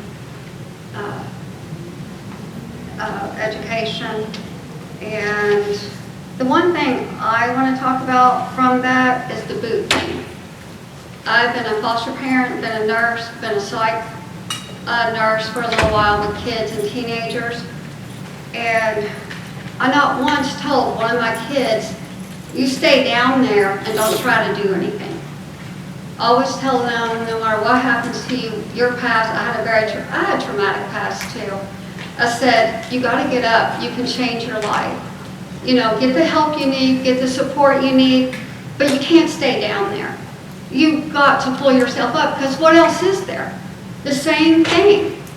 So I try to encourage all of my kids, even you've got to pull yourself up, or you're going to stay in the same spot. So that's my on that. And that should be for every person, every child. You should never encourage someone to stay down. You should always try to help them to get up, if they want to. So that's mine on that. And also with the surveys, if there's... Oh, Teresa, we're out of time. Are you serious? Yes, I'm sorry. We do have Mr. DeLune, Eric. You go, girl. You can share notes. Welcome. Thank you. Thank you for hearing me. First of all, I wasn't going to talk about this, but as far as the mask mandate thing goes and all that, I think in my family, I was one that took the most precautions. I would wear a mask when we go out in public places. I'd wear a mask at work when I needed to. I was the first one in my family to get COVID, taking the most precautions. So I don't think the masks do that good. So enough of that. All right, the next thing I want to talk about was equity in our schools. I know this will go probably against what a lot of people believe, but I'm all for equity. You know, give our kids that need the extra help they need. My problem when it comes to equity, though, is, like my wife said, we have a special needs child at home, and, you know, they're talking about getting all these people up on a level playing field here. You know, they all achieve the same. I want to know how my special needs son is going to be put up on that level with everyone else so he can actually graduate, you know, with a diploma. You know, what he's had so far has been great. We loved his teachers he's had, but now he's starting middle school this year. And it's not really clear what's going to be done for him. You know, if it's equity that you guys are wanting, I want to see all the extra help there to get him up with the same level as the other kids. I mean, he's a very bright child, has a lot of problems communicating what he's wanting to say at times. But for the most part, he is a bright child. He does understand a lot more than what a lot of people give him credit for. So that's all I want to know is, you know, how are you going to bring him up to everyone else's level without bringing everyone else down to his level? Mr. DeLune, is your son at Oldham County Middle School? He will be at East Oldham. East Oldham Middle? Yes. Thank you. All right, thanks. Thank you, sir.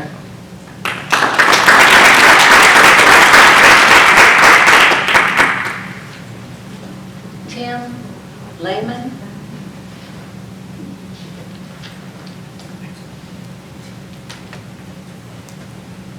Good evening. Good evening. Thank you all for the opportunity to speak today. Thank you for being here. There's been a lot of talk about CRT and about DEI, and I appreciate what our folks have said here.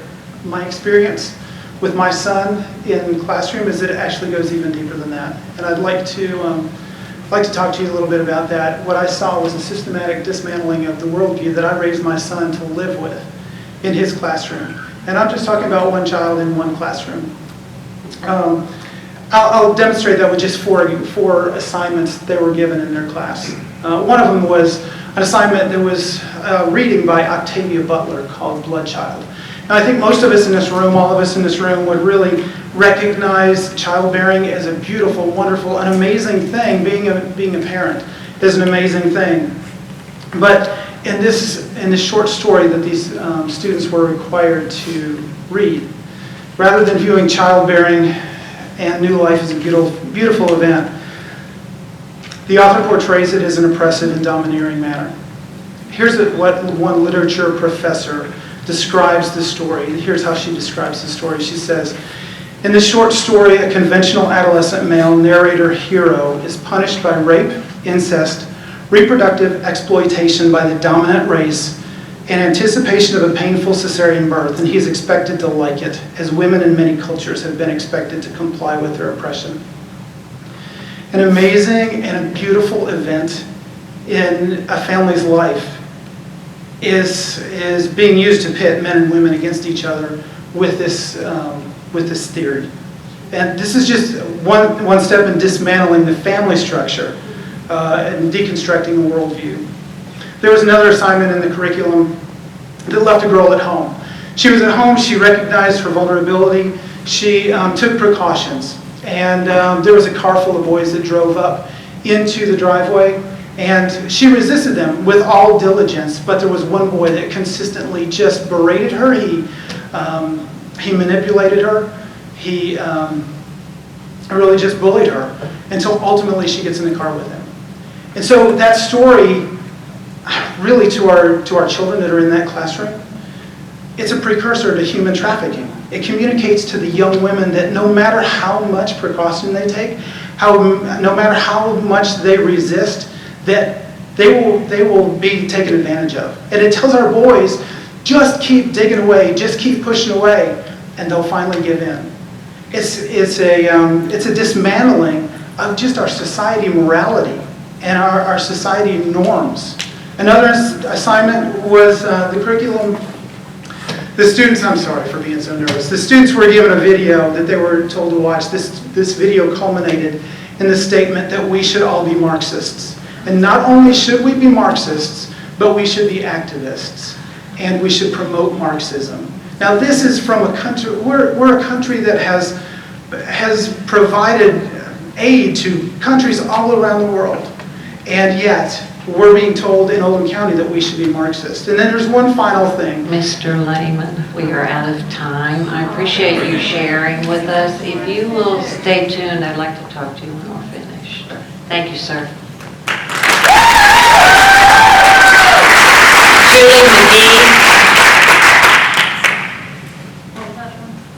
Julie McGee. Hello. Hi. I wanted to discuss today of keeping our kids in school without disruption and without wearing masks. Obviously, from the data that we saw earlier today with the learning loss, it is very important that we have our kids back in school in person without disruption and without wearing masks. The University of Louisville did a study that found that masks do not slow the spread of COVID. Masks are not healthy for our children, mentally or physically. This learning loss that we were hearing about earlier could very well be due some to the brain fog from wearing masks. It has been proven over and over again that school-age children are not at risk of getting or spreading COVID. We need to keep our children in school. We need to keep them healthy, safe, and happy without masks on their face or distancing from their friends. Socializing is a major way our children grow and learn, and they need to be allowed to do so. Thank you.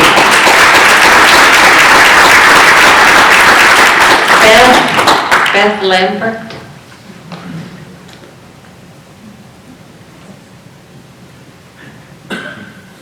Hello. Hi there.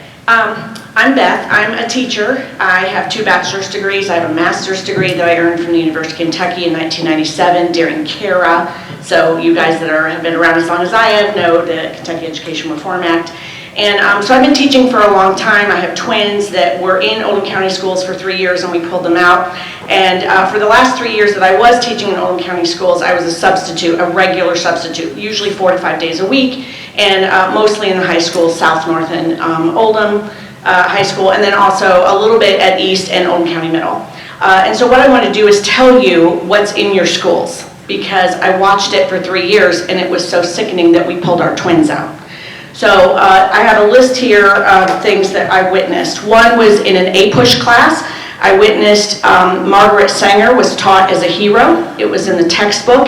The kids were required to do a presentation on all of the great things Margaret Sanger did. Nothing in the textbook, nor in their presentations, nor in the stuff that went home from the teacher had anything in there about her KKK speeches, her writings on racism, her founding of Planned Parenthood, or any of that.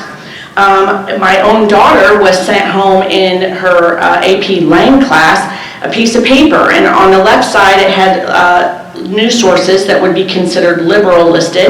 On the right side it had conservative news sources listed, and at the top of the page above the conservative ones it says, "This is trash."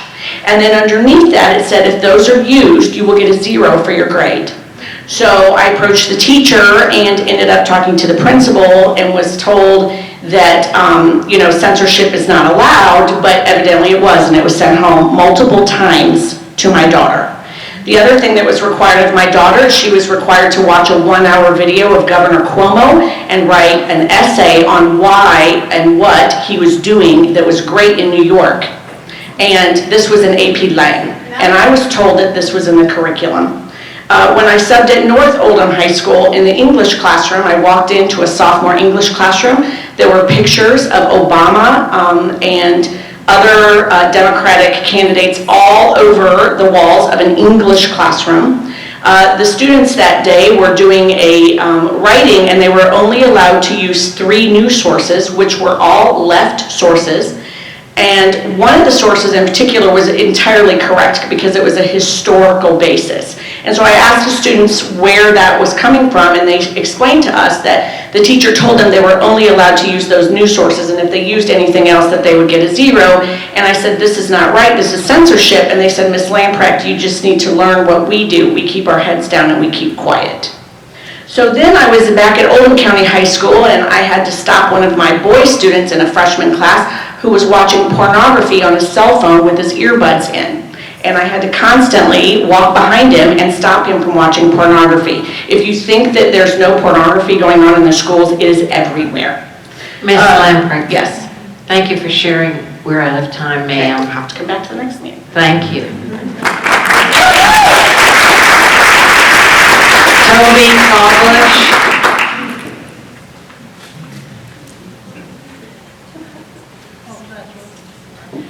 Toby Fallbush.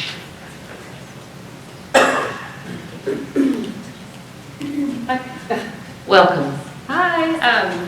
After Dr. Rutherford spoke, the very first speaker, I don't think I need to say anything else. I really thank you. I work in healthcare and dealing with the masks. I do appreciate that you guys have come out with a statement that you would, sorry, I don't speak in public. It's okay. That you would recommend wearing masks for children that are not old enough to be vaccinated or whatever, or have made the choice not to be vaccinated, which is what it should be, a choice. I appreciate the recommendation, but it's an option that you guys would not tell people or separate people into different groups or whatever. I hope and I pray that with coming here, listening to Andy Beshear speak about the strong recommendation to mask all of our kids, that you guys would stay true to looking at the data and actual data and not percentages of 85% increase in this Delta variant, which really, and spreading it so much faster, which really, it's up. I looked at the hospitalizations in our 12 to 17-year-olds on the CDC website, and they said it was a 0.4 out of 100,000 children have been admitted in the hospital. So this crazy variant really isn't that crazy. It's just a manipulation of the data. I'm sorry I'm spacing out and everything that I want to say. I know the American Academy of Pediatrics has also suggested putting masks on ages 2 and up until they get vaccinated. If you look on their website, you'll actually see who gets funding for them. A lot of the pharmaceutical companies and vaccine companies do support the American Academy of Pediatrics. So you have to kind of look through all of that. Please look at the data before you mask our kids. Let it be an option. If people are really fearful, put a mask on yourself, protect yourself, wash your hands, don't share drinks, and just let's live our life and let our kids live our lives. Suicide rate is increasing in our young people and adults. We've got 93,000 deaths last year from overdoses. People are doing drugs in the bathrooms and such you guys talk about. You talk about mental decline among our students, or at least our testing. Look at the masks. Look what increased CO2 does to people. It makes them lethargic. I wear a mask all day at work. I get home, I don't know how I even drive home sometimes. I'm in a fog. These kids are in a fog. Like, again, just please look at the data and not the percentages. Stats can all be adjusted and changed. So, yeah, and listen to the first doctor. Nice job.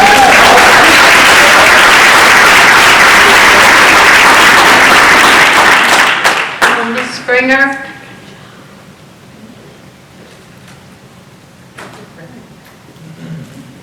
What's your first name, Miss Abby. I'm sorry, can you not read it? Well, I'm sure it's my fault.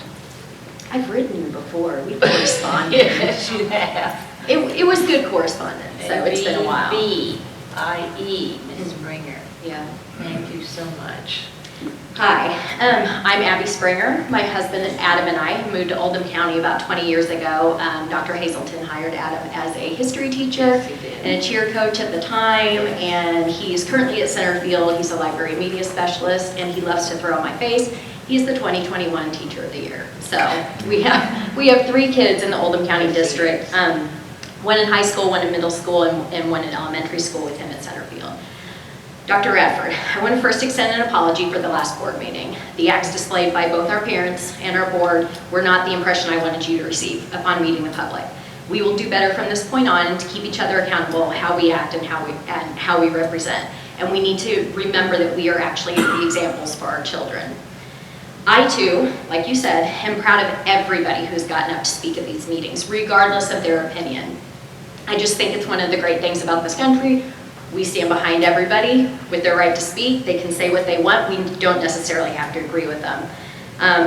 What I wanted to address the board on, specifically on that, you already addressed, Joyce. So I appreciate everything that you all have done this past year. I cannot imagine what this year has been like for you guys. I was going to go into the last meeting. You covered it. Thank you for your apology. Whether or not you felt justified in that. I didn't agree with them calling names. I didn't agree with you saying what you did. Maybe the apology should have come hard and fast. Respected leaders stand up and say that they are sorry, so thank you for that. Moving forward though, we have to be united in the battles that come up, and I would like our community and board members unified and locking arms on these things. And sometimes last year I felt like there were voices that were not unified. I feel like we can do this moving forward. We have to respect each other's differences, and this is how we find solutions to benefit everybody. The biggest concern I have is the masking, vaccinations, and health. I know people fall all over the spectrum here, and the solution, I feel, is to keep it at the parents' choice. As an admin for the Let Them Learn group in Kentucky, our mantra right now is mask if you want. If you don't do it. If you want to vaccinate, do it. If you don't do it. Each situation is different and should be honored. Everyone needs to be on board with this moving forward. I can sit here and rattle off the science behind my stance. Everybody should back up their claims. Dr. Rutherford did a great job there, so I'm just going to leave it at that. I can talk to you about my deaf daughter's experience of learning in a mask. It was how you would expect it to go. I don't need to expand on that either. I just feel fundamentally the solution to this resides in keeping the choice in the household. My hope is that moving forward, our board can be unified on keeping parents' choice at the forefront of any decisions made. If not, I can assure you that not only will enrollment suffer, but you will lose good teachers as well. Standing up for personal choices, or stand up for personal choices. We are not allowed to tell each other what to do, and we should be accepting of those choices of others. Pride, we are OC. I cannot, in good faith, sit back and watch us kind of implode like we did at the last meeting without speaking on it. I use the examples of the board and community members, but this behavior is unacceptable and it's trickling down to our kids. It's personal and hurtful, and it just needs to stop. I have respectfully kept quiet, and I thought it would help the school system get back on track, and this is not what has happened. We have found that we are constantly bending the knee to loud, hysterical voices that demand and shame our board community and schools into action. Abby, Yep. I apologize. Yep. We're out of time. I'm just leading the charge to overcome the hysteria. Thank you, Miss Abby.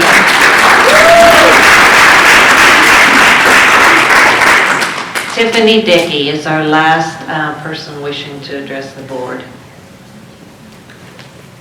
Welcome, Miss Dickey. Thank you all for your service on this board, and thank you, Joyce, for your apology. The comments at the beginning of public expression. I feel that it was both necessary and responsible, and I'm appreciative that you took the initiative to speak to it and clarify your position. I'm not one to speak publicly about things, but this is extremely important to me and directly impacts the most important people in my life, which are my children. Additionally, I don't see this as a political issue. I voted for both parties over the course of my life, and I vote for the person and their values, not for their party, typically. I have a student at North Oldham High School. I just had 2 graduate from North Oldham High School, and I had one at Goshen that I recently pulled out last year and opted to private school because I wanted my young child in school, and I feared of the learning loss that was so apparent in our earlier report. I'm very glad that I made that decision as my daughter was in school all year. She's not experiencing the loss, and I'm saddened that others are. And by the way, she had no issues with COVID. I'm going to speak to the mask and give you an example of what made me start questioning it. My daughter, when we moved schools, they needed a physical, and I took her to the Little Clinic to get one several months back. And when she was in the Little Clinic, they were doing the oxygen on her finger, and they couldn't get it over 90. And the nurse was really concerned, and she couldn't understand, this is really concerning, let me get another one, maybe this one's broken. She tried another one, she tried 3 or 4 times, and nothing was working. And I said, remove the mask and see. And immediately when she moved the mask, it shot up to 99, and that was it for me. I decided that I needed to start reading, that there was more to this than what I was just swallowing down and accepting. I've read a lot of research articles since then, and the CDC's published survival rate among children does not constitute masking my child. Additionally, COVID ravaged through the teen community in Oldham County. Both of my teenagers and all their friends, almost just about all of them, had COVID, and therefore they have antibodies. That's the point of vaccination, to obtain antibodies. I refuse to vaccinate my children with a new type of vaccine technology with no long-term data yet. That will be a fight I'm willing to take on with every fiber of my being, and there are many other parents that feel the same way. If someone wants to mask their child, they should be able to. You can't impose such an awful restriction on my child because you want it for your child. We live in free America, and I support their decision to do that. I also believe that VLA should be an option if parents are afraid and want to do that for their child. These are all options. We are never going to eradicate a virus. I believe COVID will be here to stay, but we can't mask up forever. Thank you. Thank you, Ms. Dickey.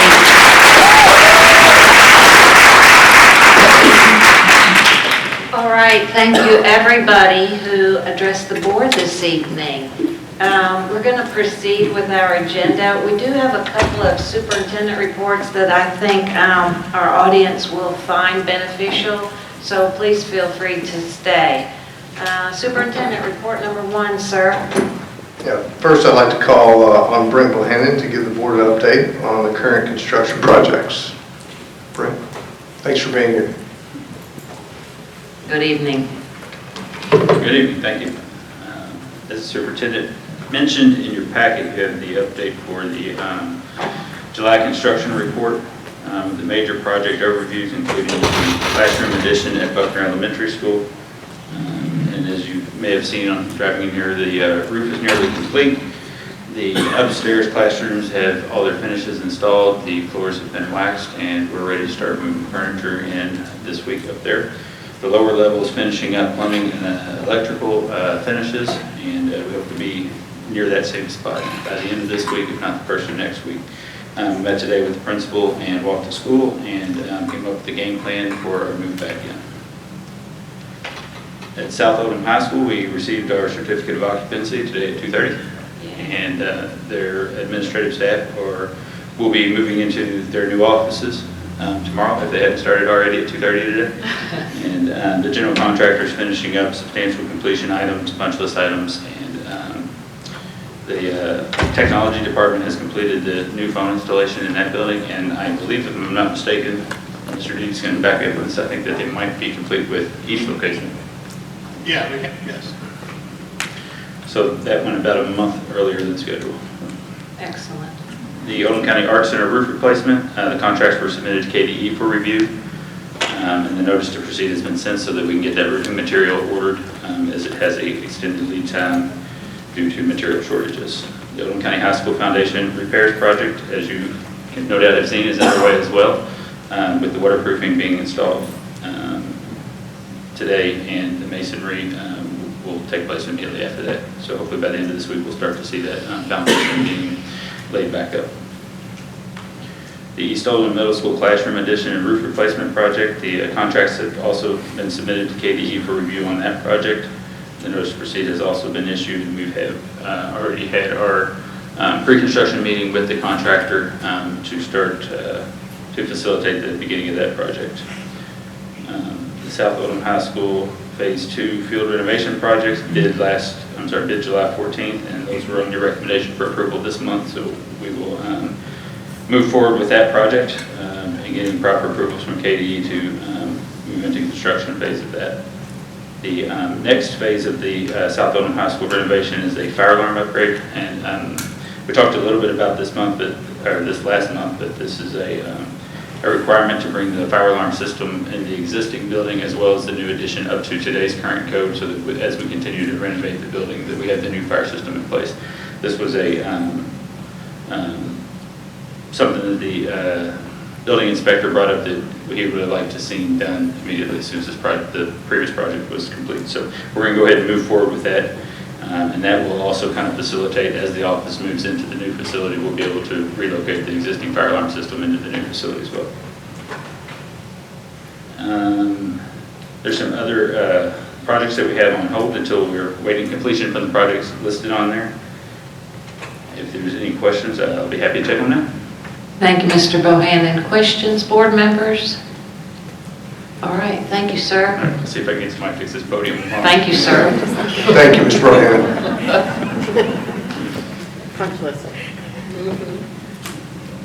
We're ready for superintendent report number 2, sir. Sure. Thanks again, Mr. Bohannon. At this time, I'd like to call Ms. Corson to come to the podium to discuss the first reading of proposed policies for the coming year. While Ms. Corson is coming to the podium, there is a request to review to approve policy number 6002. That'll be on action items. Later. That's right. I was just testing you. Testing you. Thanks for the preview. Go ahead, Ms. Corson. Okay, so for our first reading tonight, we have 3 policies. The first one is in the 2000 section, and it's regarding public records. This is really in response to some changes that were made in the open records law during the last legislative session. So it brings our current policy up to date, and we created a model form that was the template put out by the Attorney General's office, which will be available on our website for people who want to make that request. The second one is in the 1000s, and it is a meetings of the board, and it just clarifies, one, that now that you've added work sessions in mid-month, that will not have public expression. It'll just be the regularly scheduled meetings at the end of the month, just as it's always been. And also, there was a new case out of the Sixth Circuit that talked about public expression and rules and regulations on time and how to sign up and all that. And so it makes our policy compliant with that case as well. And the last one is on admission requirements for students, and we're asking for emergency approval. So this is also going to be on the action items. And this is to clarify that students must live with a parent or guardian here in their primary residence. This is not for split households. It's not for kids who share between parents. It's for people who buy a property in Oldham County but have a primary residence somewhere else. There was recently a case litigated in Boone County on this issue, and so we have adopted a policy that will conform to that decision. Thank you, Ms. Corson. Any questions at this time, board members? All right, we will see this super report next month. Thank you. Superintendent, report number 3, sir. Sure. Thank you, Ms. Fletcher. I'd like to read a statement regarding COVID-19. Before I do so, I'd like to just recognize and thank you. Thanks everyone for attending tonight, and appreciate the manner in which you have done so in talking and addressing our board. I don't want to speak for our board or for Ms. Fletcher, but thank you. All right, so the district is working closely with the Oldham County Health Department in monitoring an array of local factors that affect the potential spread of COVID-19. Our district reopening committee is reviewing the most current local, state, and federal guidelines and updating our reopening plan for the 21-22 school year. Administrators recognize that no decision will satisfy all of the parents of our 12,000 plus students. Knowing that, we are committed to making decisions that will promote a high level of safety while respecting personal choice and responsibility. The district will continue to strongly encourage both vaccination and mask wearing. We've been operating child care centers, summer school courses, extended school year programs without a mask mandate. The data has demonstrated little to no COVID-19 transmission amongst students and staff. This is something we will continue to watch as we plan for the new school year. Reopening plans from the district will be released by the end of this week. Schools have their own plans for lunch, spacing, for social distancing within each building. The district plan including guidance on symptoms, cleaning and sanitizing, quarantine requirements, social distancing, when and where feasible, ventilation, mask wearing, personal protective equipment requirements, and other COVID-19 related protocols. The reopening plan is subject to revision as conditions change in our community and schools. We're not ruling out putting additional, more stringent restrictions in place in the future if conditions warrant such restrictions. The Virtual Learning Academy was a necessity during the height of the pandemic, but it was not designed to be an ongoing educational entity. Many of the emergency regulations that allow districts the leeway to operate a virtual program expired at the end of the 2021 school year. Without the regulations being relaxed, it would not be possible to operate the same type of virtual program in the coming year. In-person instruction has consistently been shown to be the most effective mode of instruction and cannot be replicated virtually, such as the data that you just heard tonight about the learning loss regarding math for our students. Based on student population, there's not a significant need for virtual-only instruction. Students who are medically fragile can contact student services at our district office with questions. As the new school year starts, it is my hope that the desire for a safe and successful school year and of the Board of Education that be shared by parents and educators, that we will bring us together for the betterment of our students. Thank you. Thank you, sir.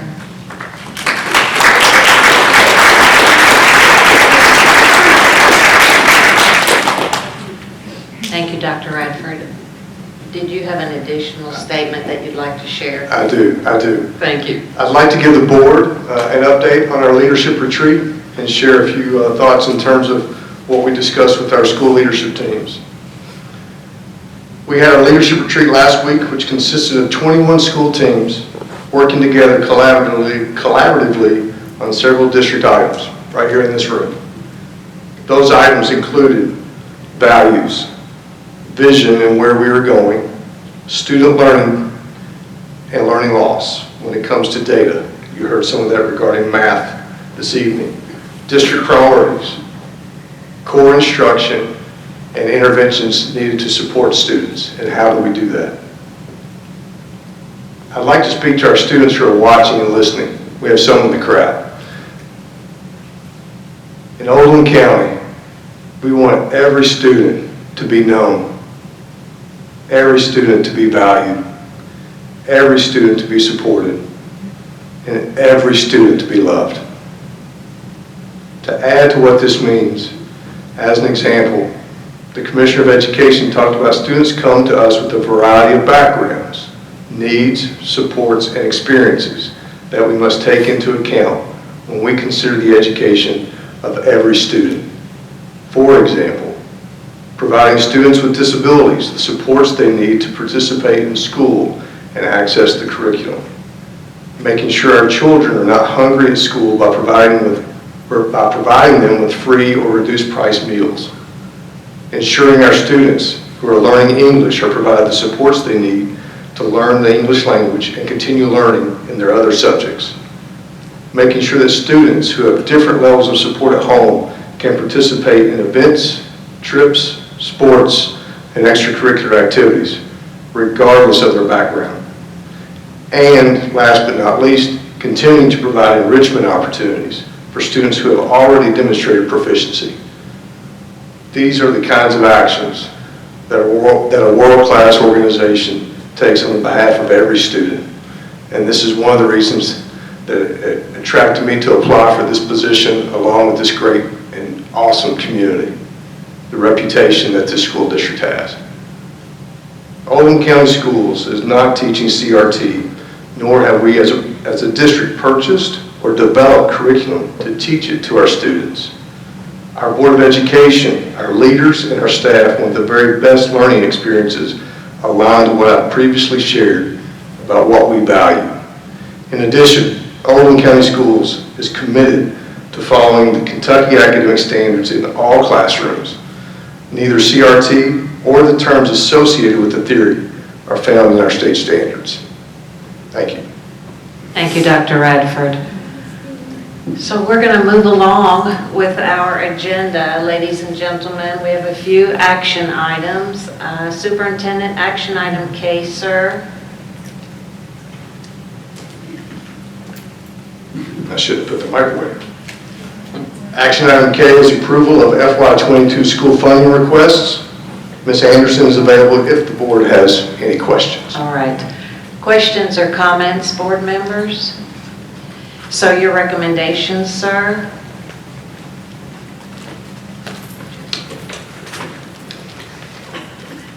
I recommend to approve. Excellent. Motion to approve, please, made by Ms. Hundley and seconded by Mr. Dodson. All those in favor, and that's 4-0. Action item L, sir? Yes, next is action item L, which is approval of a hardship early graduation requests. Mr. Williams is available if the board has any questions. Excellent. So we have 4 requests there. Any questions or comments, board members? So your recommendation would be, sir? Recommend to approve. Thank you. Motion to approve, made by Mr. Dodson, seconded by Ms. Hundley. All those in favor, and that's 4-0. Action item M, sir. The next is action item M, as you just mentioned, which is the approval of the draft policies you reviewed last month as first reading.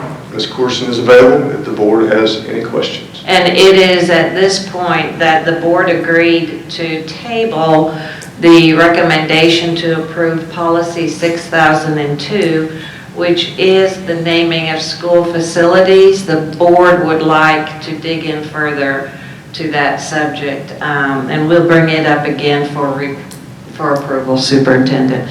Any additional questions or comments? All right, so your recommendation, sir?